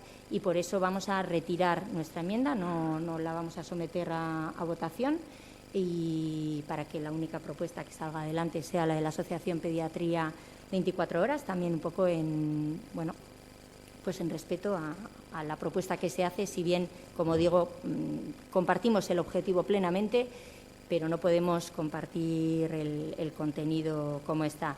Entonces, bueno, pues nos abstendremos por este motivo. Eskerrik asko. Herriaren eskubidea. Bai, eskerrik asko. Bueno, arratsaldeon danoi. Lehenengo eta behin eskerrik asko plataformari mozio hau barriro be ona ekartearren. Iaz 2018an aurkeztu zen, eta ez zen urten, baina bueno, hori hau oio nino larrialde bezala dau Durangaldien. Eskertzen dut PNV-ri bere zuzenketa kentzearren, horrek esaina da oina ados dauzela bebai osasun zerbitzuak hobeto enbiak diezela Durengon, eta bueno, oindala urte bitikona, hori pentsakera aldatzie eskertzeko eda. Hasiko naz, mozinuen arrazoiek emoten. Zer eskatzen dabe plataformak mozio honetan? Una cosa muy sencilla, muy fácil y completamente realizable. Una reunión interinstitucional entre las diferentes alcaldías, que son quienes toman las decisiones en los ayuntamientos, Osakidetza y la Consejería Vasca de Salud, para solicitar 3 servicios necesarios y que a día de hoy no tenemos en la comarca. Urgencias pediátricas 24 horas, una UBI medicalizada, llamémosle como queramos, pero no es lo mismo llevar en una UBI una enfermera que llevar a un médico o una médica para depende qué enfermedades. Y un servicio de reanimación cardíaca. Gure partez, babesa emango dautzegu mozio honi eta orain zabalduko dugu arrazoiak. 24 orduko larrialde pediatrikoen zerbitzua ebaluatu eta implantatu, hori da lehenengo gauz eskatzen da bena. Bizkaian, 3 ospitalek dauzkate larrialde pediatrikoen zerbitzua, Gurutzeta, Basurto eta Gernika. Gernika, Busturialdea eta Leartibaiko eskualdei zerbitzua emateko. Gutxi gora bera, 9.000 ume. Basurto Bilborako eta Gurutzeta beraz Bizkaiko beste eskualde guztientzako. Beraz ikusten dugu zein da Gurutzetako larrialdiak daukan arazo nagusia, saturazioa. Es la saturación el verdadero problema del Hospital de Cruces en cuanto a urgencias pediátricas. y así lo ha confirmado Osakidetza en varios estudios y así lo conforman también el personal de pediatría de Cruces. Y también nos vamos con estudios. Un estudio realizado por Osakidetza en 2017, hicieron el estudio precisamente para saber cómo descongestionar las urgencias pediátricas. Y decían que aproximadamente el 70% de las urgencias podían ser tratadas en atención primaria, pero obviamente debería ser atención primaria pediátrica. En 2015, 2 años antes, el propio personal de pediatría de Cruces ya daba estos datos y proponía diferentes soluciones. Los datos se dieron en la reunión anual de la Sociedad Española de Urgencias de Pediatría. En esta reunión, especialistas pediatras plantearon la necesidad de mejorar las alternativas al uso hospitalario, dotando de formación al personal de atención primaria y de pediatrías en los puntos de atención continuada, más conocidos como nosotras por urgencias de los centros de salud. Decían estos pediatras que estas medidas evitarían la saturación en el Hospital de Cruces, que según datos de los propios pediatras y los propios especialistas que son los que atienden a los menores, atienden a más de 500 niños y niñas al día en Cruces. 500 niños y niñas en Cruces. Por tanto, vemos que el principal problema es la saturación de las urgencias. Y una solución que ya dieron los propios especialistas y los propios médicos y médicas era que hay que implantar un servicio de urgencias en las comarcas para que se pueda tratar las urgencias leves o muy leves, que ya he dicho antes suelen ser el 70%, y así dejar las urgencias más graves solo para urgencias hospitalarias. Esto por la parte de urgencias pediátricas. Y ahora vamos a ver por qué vamos a votar a favor de la moción en cuanto a la UBI medicalizada y el servicio de reanimación cardíaca, que para nosotras van de la mano. Y volvemos otra vez a estudios, porque estudios hay muchos. Según datos de la OMS, o la Organización Mundial de la Salud, establece que debe existir una UBI medicalizada por cada 120.000 habitantes. ¿Vale? Vamos a ver qué ratio tenemos nosotras. La UBI medicalizada está en Guernica, que da a Busturialdea y Lea Artibay, 73.000 habitantes más o menos. Más Durangaldea, 95.000 habitantes. Nos pasamos a 168.000 habitantes. 40.000 más que lo recomendado por la OMS. No se cumple el ratio. Pero claro, tampoco se puede dar un servicio rápido. Y aquí lanzo una pregunta, pues si podéis responder. ¿Qué pasaría si hay 2 casos a la vez? Uno en Marquina y otro en Durango, por ejemplo. ¿Cómo se da prioridad? ¿A quién se atiende? En esto somos conscientes de que hay enfermedades graves, pongamos un infarto, que el tiempo de reacción es vital para la supervivencia y más concretamente la primera media hora es fundamental. ¿Qué pasa si la ambulancia está en Guernica y el paciente en Atxondo? Y quieren hablar de dinero, de si es viable o no es viable, hablemos de dinero y con datos de Osakidetza. Datos de Osakidetza, publicados por el DEIA, una UBI medicalizada cuesta 824 € la salida, que incluye un servicio de hasta 100 kilómetros ida y vuelta. Vamos a poner el máximo, una salida por día. Hacemos el cálculo, nos sale 300.760 €. Y si lo dividimos entre la población de Durangaldea, los 95.000, nos sale a 3,17 € al año por cada persona de Durangaldea. ¿En serio nos estáis diciendo que hay que hacer un estudio para saber que hay que cumplir los ratios del OMS y que nos cuesta 3 € por año a los habitantes de Durangaldea? ¿En serio estáis diciendo eso? Porque el estudio también se aprobó hace 1 año y medio y ahí todavía está en el tintero o vete a saber dónde. Beraz, datu hauek kontutan izan da, lehenengoa, gurutzetako larrialdi pediatrikoetan egoten den saturazioari aurre egiteko, eskualdean larrialdi pediatriko zerbitzua derrigorrezkoa da. Eta bigarrena, munduko osasun erakundeak gomendatzen dituen UBI medikalizatuen pertsonen ratioak ez dira betetzen. Eta honek esan nahi dau, Durangaldeko pertsonek ez doguzela beste eskualdeko pertsonek dabezan hainan zerbitzu. Beraz, zerbitzu hau eta erreanimazio kardiobaskulararekin batera derrigorrezkoak bedira. Eta lehen esan dudan moduen, plataformak aurkeztu euskue mozioari aldeko boto emango dutzagu. Eskerrik asko. Eskerrik asko, EH Bildu. Bai, arratsaldeon berriro danoi. Bueno, ez da ja ez da lego galdixe gai hau pleno honetara ekartzen dana, eta, bueno, antza gaurkuen, bestetan pasau ez da moduen, gobernu taldien babesaz, aurrera urtengo da, mozio hau, eta horregatik kuriosu da zelan, PSek arpeire botaten gai botate dozkuen, lehenengoko batzordera erunez izena segiduen ez erun izena hau, horregatik guretzako urgenti ez dala esatie, behin da barriro zetzen dotzonien, olako mozio bat dorre da nien udalera. Baina, bueno, ja beste gauza da. Bueno, gero gobernu taldetik neskuteko oso ondo esan da moduen, guk aurkeztuako mozio honen alde ingo dugu, eta, bueno, puntuke pixkate aipatzearen, lehengoko puntuen agertzen da, analizar y evaluar la implantación de un servicio de 24 horas de urgencias pediátricas. Kasu hori, lehen etorri izendako gai bada, eta gai asko argumento asko moten diez, kilometro, ekibilibeko kilometro diesela, urgentzako tentzino horrek suposatzen dauen arduri ez dakiz baina nik ustot, eta batez behi, lehenko harinoko punto baten aitzetuteko PNV-ko posenan baiek aitzetu da ben, eta zentzun askosaz atxetu da ben, diru publiko ondo gestionoa bidan arrazoi pixkataria argumentori hartute, neskutzek esan dako datu interesanti da. Zelan, euneko 70 urgentzako hartatzen euneko 70 ez dan beste espazio baten eta alako atentzio primario batekin emon alkoholitziken hartatze badala. Ez da honek ze gartzen dau? Gartzen dau, ondo esan da moduen, gartzen dau gurutzako ospitalien kasu honetan. Kolapsetie eta bertako langileen lan baldintzak txartzetik aratau aurrek emonaldean zerbitzu ebe eskasa hoi xetie. Orduen, bertan dauzuen langileen efizientzia eta monaldabien zerbitzu hori hobetu asmoz,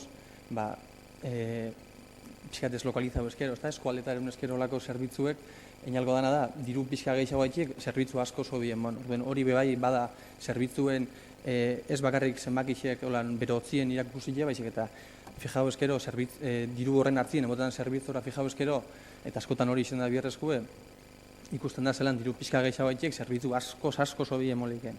Orduen, kasu honetan ikusten dugu, bierrezko ikusten dugu, bintzet, mozin honetan eskatzen eta plataformak eskatzen moduen, jartie, maixen, eta aztertzie, eta azterketa horretatik ondori batzuk etaratie, eta ikustie Durangaldien eta Eskubaldien edo eskualde danetan orokorrien bebai, ea emaian, osakitzak ea emaian egin dagoelako lan, ikustie ze bierrixin ongolitzik esan, pediatria, eta pediatria da gaurko kasue, baina beste dozein zerbitzu, osasun zerbitzutan.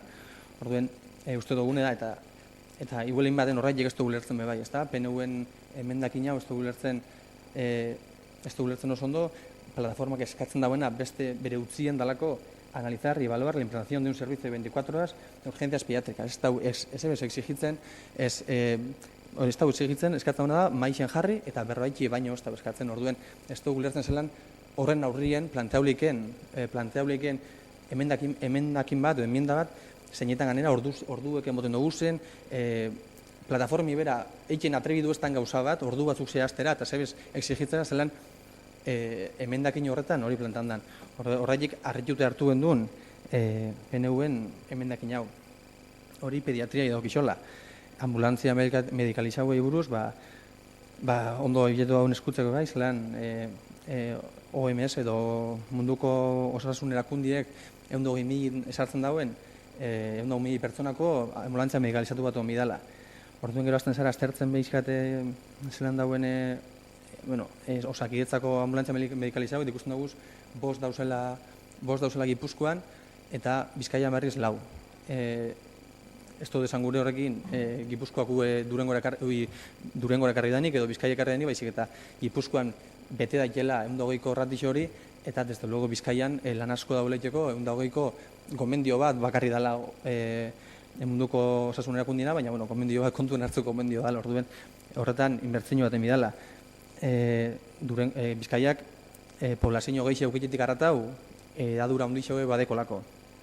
Orduen, eta askotan bai hori, ez da huel komeni bez esarratzie eta esan da, poblazio horretako 120.000 horretara, baizik eta izenlik ezako 120.000 oso modu denso baten batuteko 120.000 pertsona edo kasu honetan bastan da moduen leharti bai Busturi aldea eta Durangaldien, edadura zazpireun da 800 kilometro karratuko espazio baten, banatzen dizan, 168 edo 7, ez dakit olako zore esan dago, niskutzek, 1000 pertsonak. Horre egin dauna da, jente ratixuen ganetik gotetik garatau, distantziak beho soluzi dizela, eta adibidez, Gernika batetik, ondarrura joetie, bere barruen hartzen dauen, zerbitzu horretan, ixe ordu bete hartzen da. Horrek suposatzen da ordu bete urgentzia, benetako urgentzia baten, suposatuko leuki guel, bixi edo ez bixi edo hil. Orduen, esaten da nien, que la salud no tiene precio, nik uste baiet da ondo esan da moduen gobernukidiek, 3,6 euro urtien eta pertsonako da eskualdien. Orduen, la salud tiene precio eta 3,6 bada, igual komeni da psikatorio pagetie, ez da, horretako diru publiko horretako dauela bai, eta batez be, danontzako garrantzitsuena bada osasune, erakutze digun be bai, diru publiko banatzako orduen. Eta gero azkenik, hirugarren esan dena, ez da, erreanimazio kardiobaskularren zerbitzu eskatzen da. Hau lehenoko aldiz hona ekartzen dena, pleno ekartzen dena, baina, zelan ez, ados gauz, eta horren aldeko boskamongo bai. Eta arduratzen hau, entzutie batzun ahotik, zenatzen den, eredu garela, jentie posi dauela, edo eredu garela, ez dauen ikusizkero gonena geu garela, edo euneko goiko 25 horretan gauzela. Lehenko eta behin, kasi, konparaketa horretan bebai, norbera ondo ipini baino beste itzartu ipiten dela ustutelako, kaso honetan batez be, eta ganera, motozelako bilurre, autokomplasentzia horretan jauztiek, ez da? Autokomplasentzia horretan, gu betu arek txarra dauz, orduan gu ondo gauz. Atzarra goti ez dauzan gure gu ondo gauzenik orduen. Bilurre motozte, olako diskursuak entzutie, osasunei buruz berbaiten gabizenien, azken bat, pertsona bat bixi edo ez gabizenien berbaiten, ez da? Eta gero, beste gauza bat bai arduratu nabena nahiko, entzuten, PNV, eta gero, plataforma berak, atzera bota badau espada unartu emenakine, hauren arraziokin godoz, baina bilurre arduratzen hau, entzutie PNV-ko posena mai esaten, PNV-ko proposamen heldu bazan jaurlaritzara, aukera gehiago ongeltzik zela urtako. Aukera gehiago urtako badauz, proposamen sarratu bat, eta orduek zehaztu dute, eta horrek aukera gehiago badeko zurtetako plataformak egin proposamen soil badala jarri maixen, betu dugu zen numeru, betu dugu zen realidadie, eta horren arabera indengu plantamentu bat, horrek aukera gehiago badekoz, PNV-nak badekoz aukera gehiago urtako plataformena baino, asko arduratzen hau. Eta asko arduratzen hau batez be, entzunde, zanda, osasun zailburu oia darponek, bere momentu esan zabenien Durangaldien, hemen pinot notizizie, no hace falta un servicio de urgencias 24 horas en Durangaldea, segun darpon, bien dau. Ez dakit, igual postubiko gara igual ja bertan ez daulako darpon, orduen igual hemendik aurrera zerbitzuengo zailuruek igual horren aldeko apustuen gabalako.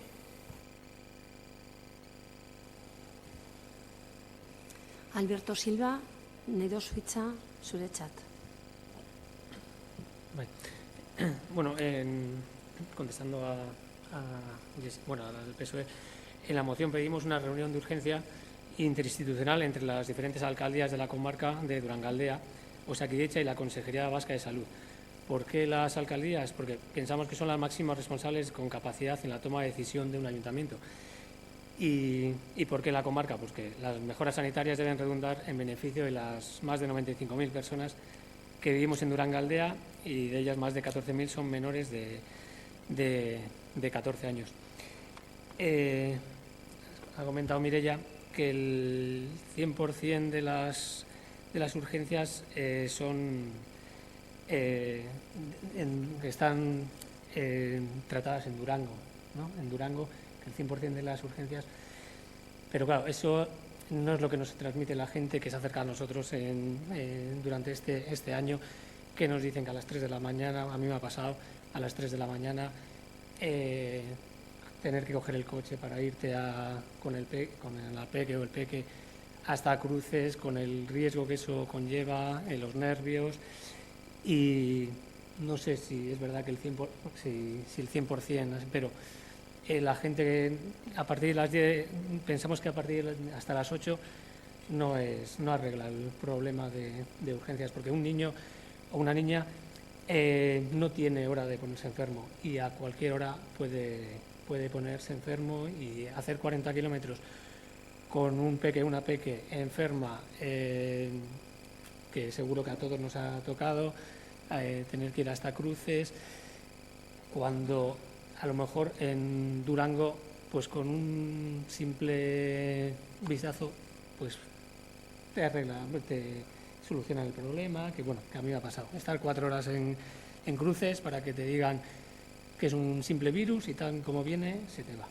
Entonces, pensamos que no soluciona el problema tener urgencia solo hasta las 8 de la tarde. Necesitamos que es imprescindible tener 24 horas del día. Y luego lo de dotar de... Claro, el PNV propone realizar un análisis exhaustivo para analizar la necesidad y viabilidad de ampliar el servicio de transporte sanitario urgente. En nuestra moción pedimos dotar de una UBI medicalizada. Creemos que, como has dicho, la salud es lo más importante y en 10 minutos, un cuarto de hora, que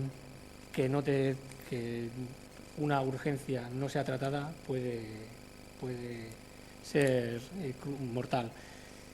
Y por eso pensamos que Durangaldea, es esencial que el Durangaldea tengamos una UBI medicalizada, una UBI móvil medicalizada. Y bueno, nos dicen que hay que organizar una reunión en la que se informe de las medidas a adoptar. Nosotros en nuestra moción, en cambio, proponemos una reunión interinstitucional para que los análisis, evaluaciones y medidas a adoptar sean tomados conjuntamente entre las alcaldesas y alcaldes, que son quienes conocen mejor las necesidades de sus municipios y Osakidecha, y la Consejería de Salud, y no solo una reunión para informar. Y bueno, eso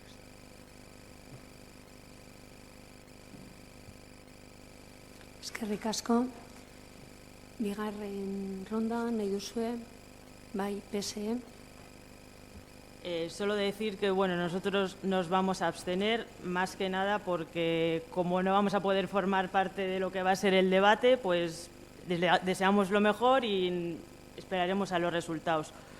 Y por otro lado, simplemente un par de cosas que han comentado desde Herrian Eskubidea, porque además a nosotros nos vino un propio trabajador del servicio de la UBI medicalizada diciéndonos que en realidad no es toda la comarca de Durangaldea, sino que a Txondo y a Elorrio los cubre la ambulancia de Arrasate y la del Goibar cubre a Badiño y Marquina. O sea, que sí, nosotros seguimos apostando porque es necesaria la UBI medicalizada, pero que nos dijo que quedase bien claro que no es toda la comarca de Durangaldea la que tiene esa problemática.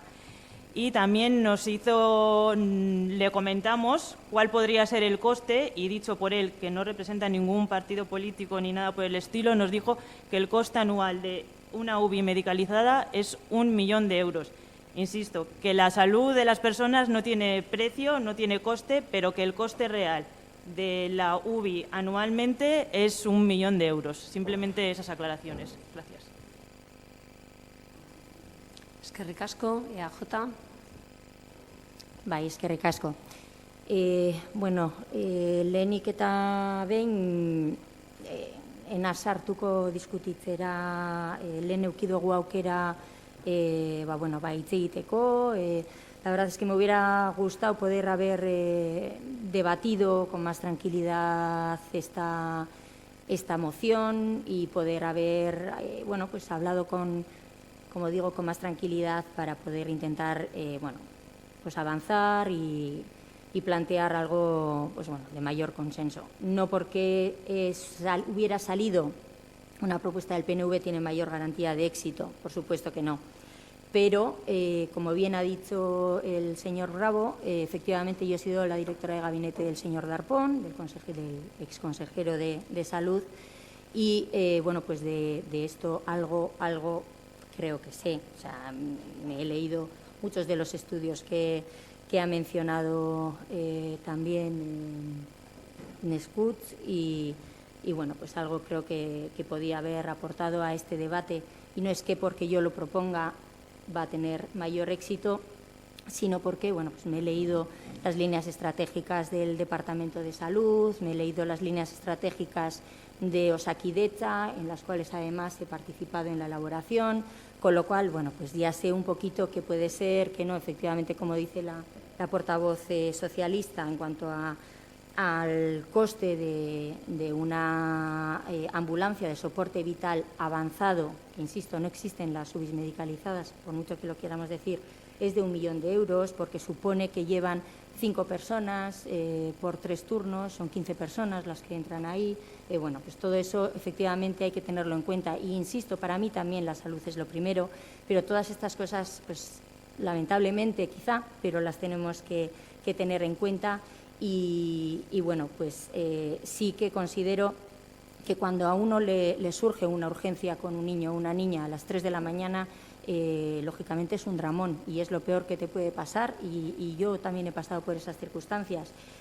Pero a veces, bueno, pues tenemos que mirar también por la sostenibilidad del sistema, y por eso tenemos que intentar apostar por alternativas que sean, bueno, pues viables y que garanticen el mayor servicio y de mayor calidad al máximo posible de personas, y por eso era mi propuesta de las 8 de la tarde, no era un capricho, no era, bueno, está ahí analizado, están mirados todos los datos, que no me los he traído hoy, la verdad, porque no pensaba que íbamos a entrar en tantísimo detalle, pero está analizado que la gran mayoría de las urgencias pediátricas son hasta las 8 de la tarde.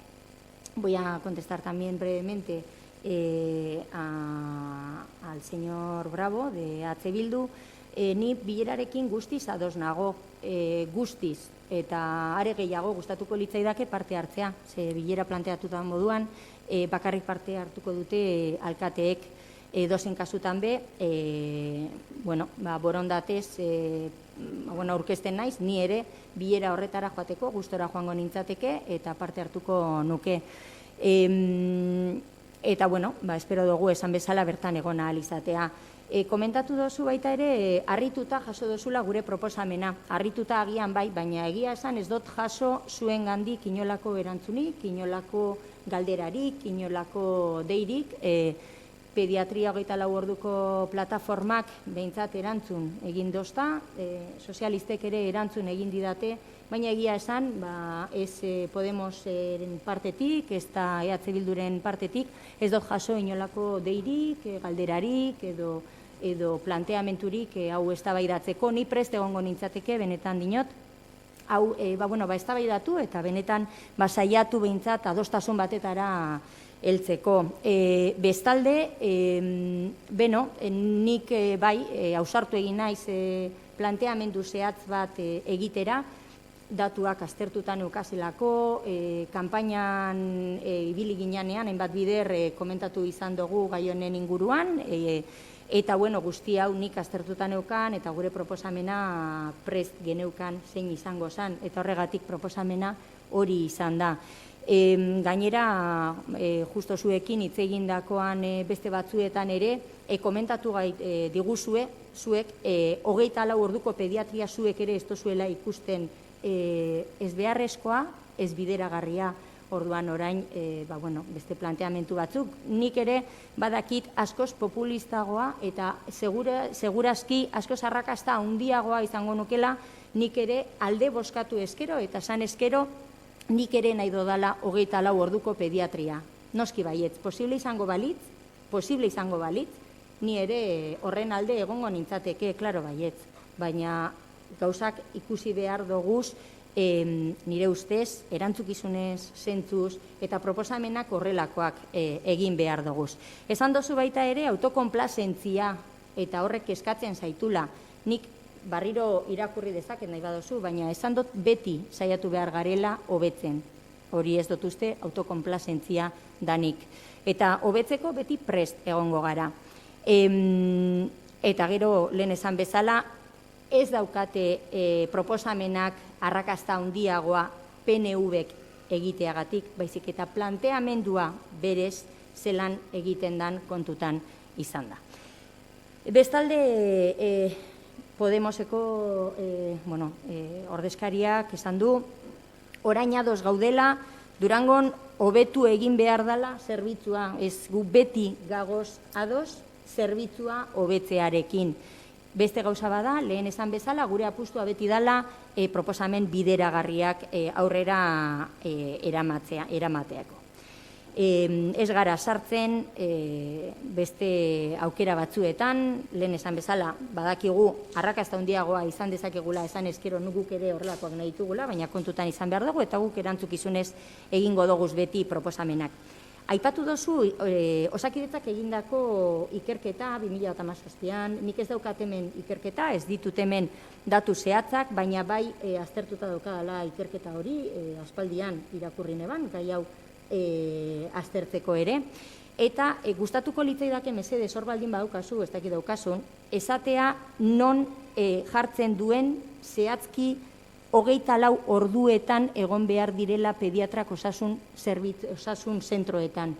Baldin badaukazu ikerketa hor mesedez irakurri non dagoen hori, eta baita ere, esan dozu, Gurutzetako ospitala saturatuta dagoela urgentziengatik. Eta gustatuko litzaidake ere begiratzea mesedez, ze ordutegietan heltzen diren urgentzia horiek, ze hori ere agertzen da, eta nik ikerketa, tabla guztiak eta datu guztiak aztertuta ditut, eta horregatik egin dut nire proposamena, eta nik badakit nos joaten diren ume gehien bat urgentzietara, eta gustatuko litzaidake mesedez hori ere aipatzea hor baldin badokazuz datu zehatzak. Ambulantzien inguruan, esan dozue baita ere, ubi medikalizatua, behin eta berriro, eta OMS-en irizpideak, guk OMS-en irizpideak betetzearen alde beti gagoz, eta esan beharra dago, eta gainera, zuk esan dozu, zuk aipatu dozu, la primera hora es fundamental, eta horrela da. Eta ez dago hainbeste diferentzia, aipatu dozu ere, ambulantzia baten medikua edo erizaina izatea. A ber, ambulantzia da, de soporte vital avanzado, esan dako moduan, biak dagoz bardin, jantzita, dotatuta. Danak daukate instrumentu bardinak, tresna bardinak, eta desberdintasuna da erizain bat egotea edo mediku bat egotea. Askotan, ahoa betetzen zaigu, erizainak, erizainen alde egiteko orduan, erizainak defendatzeko orduan, duela gutxi aurkeztu izan dozue baita ere, EH Bilduren aldetik, erizainan, legebiltzarrean lortu dala, EH Bildu bultzatutako mozio bat onartu zen, izan zen, legez besteko proposamen bat izan zen. EH Bilduk aurkeztu zuen lehenik eta behin, gero adostasun batetara heldu zen, eta azkenean onartu zen EAJPNV-ek proposatutako testu berri bat, sartu zen, eta onartu egin zen. Hor, erizainen garrantziaz, esaten zenuten, zeako garrantzitsua zen, askotan enpoderatzea egin behar dugula, esaten dugu, eta gero, batzutan ez zaigu balio, erizain bat egotea ambulantzian, hemendik Gurutzetara ambulantzia baten eman ahal dezaken laguntza erizain batek eta mediku batek galdetu edozein profesionaleri, eta esango dutzuet desberdintasuna benetan ez dagoela, garrantzitsuena da ambulantzia hori arin heltzea. Eta hortik doa nire proposamena, nik zergatik eskatzen dut Osakidetzak eta Osasun Sailak egitea ikerketa zehatz bat datuekin. Ze hemen badaukagu ambulantzia bat erizainakin, badaukagu Durangon bat. Zer gertatzen da? Batzuetan ambulantzia hori erabiltzen dela, benetan agian hain premiazkoak ez diren gauzetan. Eta horrek, zirkustantzia horiek, konpondu daitezke ambulantzia basiko batekin. Agian, gure eskaera ere, arrazoizkoagoa izango litzateke beste modu batean, eta agian, hainbeste baliabide erabili gabe gure arazoa kakotzartean konpondu daiteke. Horregatik nik uste dut benetan gauza hauek hain garrantzitsuak direnak danontzako, Durangoko herritar guztientzako eta Durangaldeko herritar guztientzako lasaitasun handiagoarekin komentatu behar ditugula, eztabaidatu behar ditugula eta aztertu egin behar ditugula. Edozein kasutan be, ni prest eta gero azkeneko gauza komentatu nahiko nukena da, niri ere gauza batzuk harritu egin nautela, adibidez, nola hemen agertu den, plataforma baten aldetik agertu den proposamena zehatz mehatz dan Podemosen programan dagoena. Orduan, bueno, ez dakit. Baina benetan gu lehen esan bezala abstenitu egingo garela, gu benetan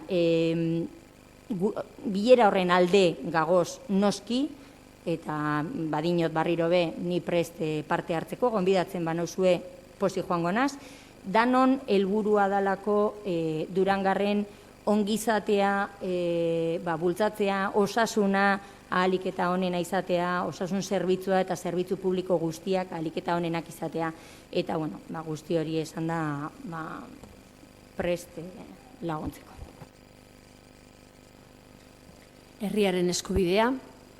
Eskerrik asko. Y voy por partes. Lehenengo, harritu nau, Mireiak esatien nire proposamena, nik hau da, ni pentsetan dudala alderdiaren proposamena. Da orduen beraz, badeko zue, ordezkaritza deko zue, beste herrietako udaletzietan. Ze eskualdeko beste udaletzetan, ez da EH Bildu herriaren eskubidarekin gobernatzen. PNV dau, PSOE egongo da beste batzuetan, beraz, ordezkapena dago eta gero eskatu eizue zuek zuen alderdiei informazioa emoteko. Hori lehenengo. Segundo, del PSE, que le parece muy bien, pero como no forman parte del debate, me pico, me hago bola y abstengo. Eso es la sensación que ha dado.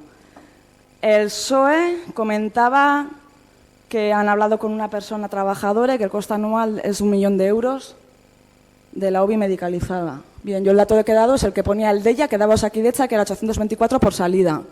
Me da lo mismo, hagamos el cálculo con 1 millón de euros. 10 euros por persona y año. ¿Es lo que cuesta la vida de una persona de Durangaldea? 10 euros persona año. Sigo. Que no se ha convocado la Comisión de la Ciudadanía, no sé, poneros de acuerdo, porque se necesita un debate más tranquilo o convocar una reunión ya. No nos queda muy claro. Hablaba también de ambulancias que a Elorrio le cubra Arrasate y a Berrizaldíbar le cubre el Goibar. Bueno, están en Guipúzcoa, que sí que puede ser porque Osakidetza es de todo Euskadi, pero estamos hablando de 2 comarcas con 2 UBIs medicalizadas diferentes. Y aquí estamos hablando de 3 comarcas, una UBI medicalizada. Es la diferencia. Y hablamos también de 2 comarcas como Arrasate y el Goibar, que cada uno tiene su propio hospital de cabecera. Diferencia con Durango y 3 comarcas que tenemos un único hospital de cabecera. Comentaban del PNV que le extrañaba, ¿no?, que la propuesta de la plataforma era idéntica a nuestro programa electoral. No, pues no entiendo, porque entiendo que todos los grupos lo hemos hecho con la gente. Lo único que hemos hecho es recoger las aportaciones de la gente, entiendo que vosotras también. Hablaba también el PNV, que me ha llamado la atención, que el equipo de gobierno no ha hecho ninguna alusión, ninguna aportación a la enmienda. Es que no somos quién. Quien tiene que hacer las aportaciones es la plataforma proponente. Llegáis a un acuerdo y luego se puede debatir. De todas formas, y como propuesta en constructivo, sí que me gustaría deciros que, hombre, meter un día antes del pleno la enmienda y luego exigir al equipo de gobierno que mínimo sean 2 días para tener tiempo para analizar, pues por deferencia a la plataforma que mínimo que 48 horas. Hablaba de que si teníamos el estudio o no estudio, pues tenemos los mismos datos que vosotros, ¿verdad? Un cuaderno y el argumentario hecho desde casa, bien preparado desde casa. Pero si has visto los estudios, pues bienvenido sea. Comentaba Euskadi como referente en sanidad. No quiero hacer mención a la huelga de atención primaria o a las OPEs dopadas. Hablaba que el 75% de los centros de salud pediátricos en Europa no tienen urgencias pediátricas. Si vamos a ese ejemplo, ¿quiere decir que en Euskadi también se van a quitar? Soporte vital básico en enfermerías. Aquí cada uno puede dar su experiencia con urgencias, con no urgencias, con médicos, con no médicos. Pero ya te digo yo que a mí, si me tiene que mirar para una enfermedad grave un médico o una enfermera, o una médica o una enfermera, confío muchísimo en las enfermeras. Pero creo que quien tiene la especialidad para mirar es el médico. Y lo mismo que si tengo que llevar a un niño o una niña, prefiero que me lo mire un pediatra que ha hecho la carrera de medicina más la especialidad. Porque, vamos, no se me ocurre ir a traumatología para que con un problema de rodilla que me mire un dermatólogo o una dermatóloga. El estudio, otro estudio. ¿En año y medio no ha dado tiempo a hacer un estudio de si es viable o no es viable? ¿En serio? ¿Que año y medio? O sea, es que es algo absurdo que estéis exigiendo los informes del Pleno 15 días antes, 48 horas antes, porque no da tiempo. Y estamos hablando de que esto nos ha convocado la Comisión de Ciudadanía y que año y medio no es suficiente para hacer un estudio de viabilidad de una ambulancia medicalizada, soporte vital avanzado, para una comarca de 95.000 habitantes. Año y medio, que nos cuesta 10 euros por persona al año a los habitantes de Durangaldea. Pues no lo entiendo. Y luego comentaba también nos ha extrañado mucho, que hablaba de la reunión con Osakidetza después de hacer todas las medidas, adoptar todas las medidas para informar de las actuaciones. ¿Dónde queda la colaboración? ¿Dónde queda la cooperación? Esa que tanto nos exigís a nosotras ahora. Entiendo que tiene que haber reciprocidad. Y qué mejor, y así lo entiendo, que en una comarca donde hay representación de diferentes partidos en todos los ayuntamientos, sean quienes vayan a esa reunión y se hablen de todas las necesidades. Y ahí cada uno pues tiene su partido y cada partido que le informe, pero ahí estamos representados todas. Así que, por tanto, y por dejar de ser populista, porque parece ser que eso es lo que nos toca, ¿verdad? Que ahora somos súper populistas o que siempre hemos sido populistas y el resto no hemos sido, entendemos que mejorar los servicios de sanidad es imprescindible para Durangaldea. No estamos diciendo ni estamos marcando las horas de urgencias pediátricas, pero sí es necesaria una urgencia pediátrica porque yo quiero que a los más pequeños y a las más pequeñas les mire un especialista.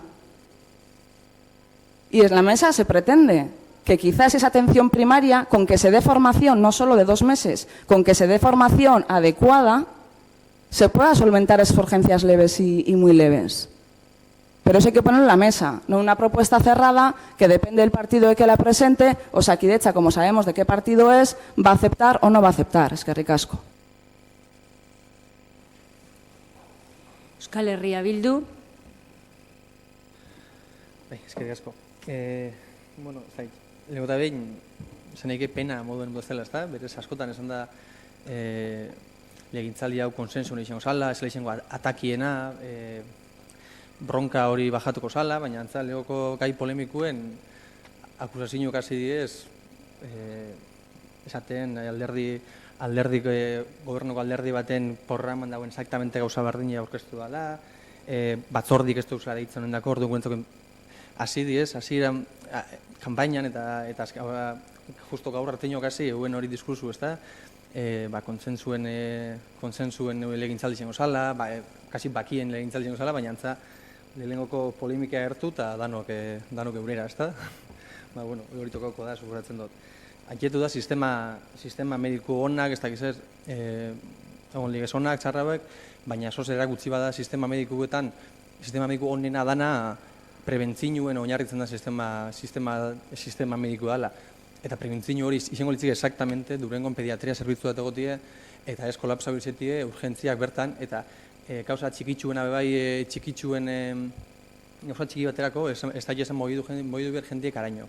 Hori izango litzeke aurretik beste paso bat gongo litzeke ez, baina hau da urgentzietara joan orduko aurreko paso bat izango litzeke atentzio primaria batekin hobetu alko zen, orduen sistema mediku hoberantza joan gure badugu, bai horretan pasuek gomiko genduko zen. Gero esan dako akusa odako, bai, ez da? Kasi lehoko puntura bultaut, esaten ez dugu erantzun eta PSek baiet, baina gobernu taldiak ez dugu ez haiketu. Ez que guk ez dugu orkestu mozino hau. Emendakin honena edo mienda honen erantzun ez da guritoketan. Hori onartu edo ez da gure esku. Plataformik onartuko baleuke, gero eragiko endun zerrein, plataformien mozino barri hori onartu edo ez, baina ez da gure erantzun kizune, ez da gure zuzendute egon emendakin hau guk erantzutia, ez da? Gero esan daku, oso populista gaitu da, eta berba komodino urtzen da bai zelan ez, esaten,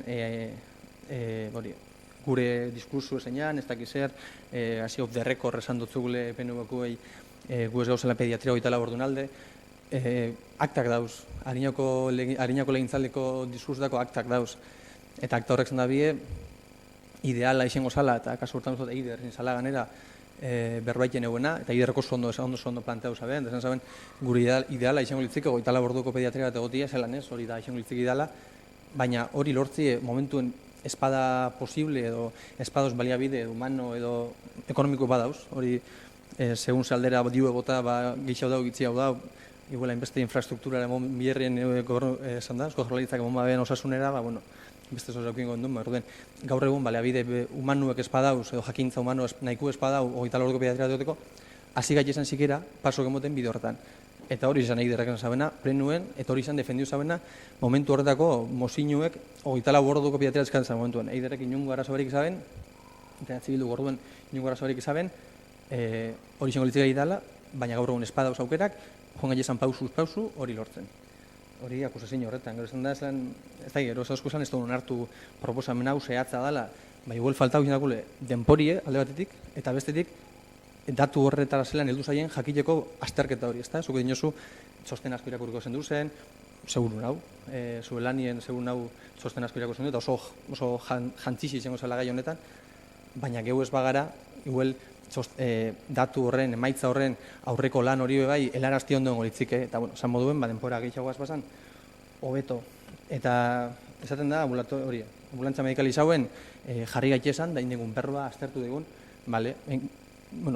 ez da hori proposamen la plataformena, baina ni ustot alde ongoliztik plataformie maizen jarri eta osakidetzakin berbaiteko ambulantzia medikalizau bierdan edo ez, baina gauza bardin eskatzen dau mozin honetan plataformiak pediatria 24 ordu inguruen berbaiteko jarri gehiago maizen, eta erabaki diguzen, aztertu digun, bata zein bestie, eta hirugarren puntu bai aztertzeko litziken bai horretan, eta espazio horretan aztertzeko litziken puntu danak, seguramente plataformie oso posi urtengo litziken mendik.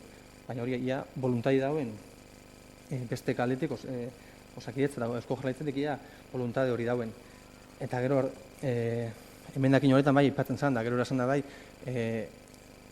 espazio horretan, ez da bai da espazio horretan, egon gure dauela, kasu honetan, PNV-ko bozera maiek, guk uste guztala viable. Amapiku herri gara eskualdien, herri bakotzetik guri dagoen guztio jongo alitzik ezen bilera horretara, batuko gintzik esan, ikiun pertsona batuko perfectamente bilera horretan. Egun pertsonako bilat ez da viabli, ez da, orduen, bieldu egun ordezkari bat, eta gero aurretik, ziudadania, edo herri gintza batzordi dituko da, ez da bidatuko da joan orduko, eta hor planteauko diz proposamenak, zeuen ekarri, geuri ekarriko, PSek aurrin ekarriko da bie, eta inkluso plataformakoek bertan egoten badie horren inguen berbaiteko, hobeto, ez da bida anitze eta dan hartien proposamen bat ileko. Eta proposamen hori urtan dena batzordetik, hau da, Durango udalak adostuteko proposamen hori, eragileek eta alde politikuek adostuteko proposamen hori izango Durango dana. Eta proposamen hori izango da, alkatiek bilera horretan defendiuko abena.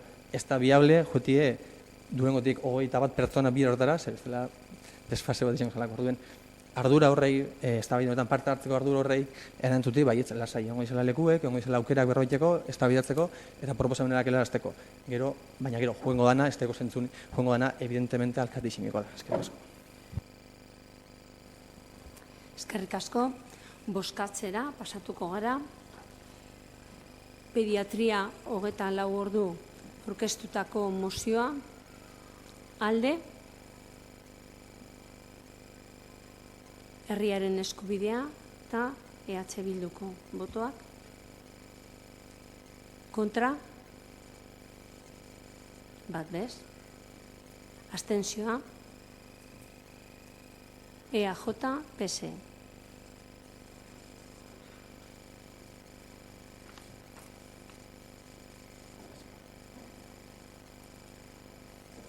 Onartzen da mozioa. Honekin bukatzen dugu.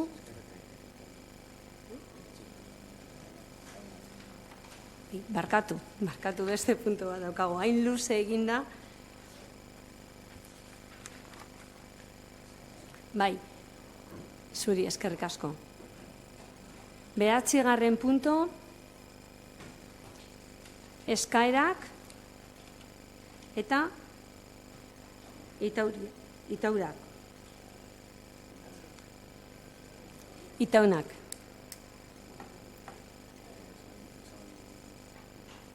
Bai, EAJ?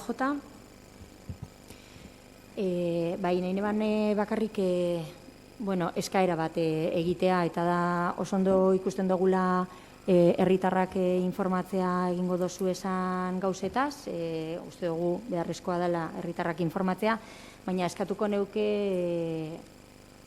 EAJ-ko bozera maile bezala, ez Mireia Alperio bezala, alderdi guztiaren partez, mesedez, ia guri ere informatu aldiguzuen, egin dozue orain dela gutxi aurkezpen bat edo bidali dozuez, ze neurri hartuko dozu esan urrengoko 6 hilabeteetan gobernu moduan, eta alba da gustatuko litzaidake guri ere informatzea, ez dakit bozera mailen batzordean izan behar dan, edo, como ruego, eso, que además de informar a la ciudadanía a través de los medios de comunicación, cosa que, como decía, vemos totalmente respetable y necesaria, porque consideramos que la ciudadanía tiene que estar totalmente informada de la acción de gobierno, solicito o ruego que se informe a los grupos municipales de esas medidas anunciadas a materializar en los próximos 6 meses de gobierno. No sé si debería de ser en la Junta de Portavoces o no sé cuál tiene que ser el formato, pero sí solicitaría que se hiciera. Gracias. Gehiagorik? Vale, erantzuna aritzek emongo dau. Bai, erantzuteko erregu bat izen da, baina, erregu galdera bat izen da, ez da, duen erantzun bat emotiarren. Ez da, berez, guk gobernu taletik gestio plan bat jo unien eta kalendarizten dugu zenen proposamenak, zen neurrengo diesan, teknikoki garapen badeken momentuen, orduen ez dudaik eukin, orduen zegoen gana bozera mailera edo edo batzorde, daukixen batzorde erungo da, eta lerazeko batzu proposamenak gestio plan badanien edo zoze teknikoki garatu danien, hau proposamen politiko gutzu bat izen da. Gobernu taldiek ez da bizten bi alderdiko gobernu bat izitie, ez da bizten gobernu taldi izin arren orduen proposamen politikoa dekoz. Gero honen tratamendu tekniku eta egutegi bat egin danien horrekin eta hori dana, orduen bai lasai egon elaseko batzuela. Baina guztu gobernu talde moduen badekuzela prentzaurrekuek eta prentzaurrak kudeatzeko eta gestionetako eta bieltzeko libertade hori, ez da?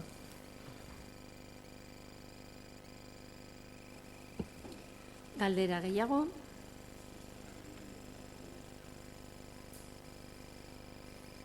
Honegaz bukatzen dugu gaurko osoko bilkura.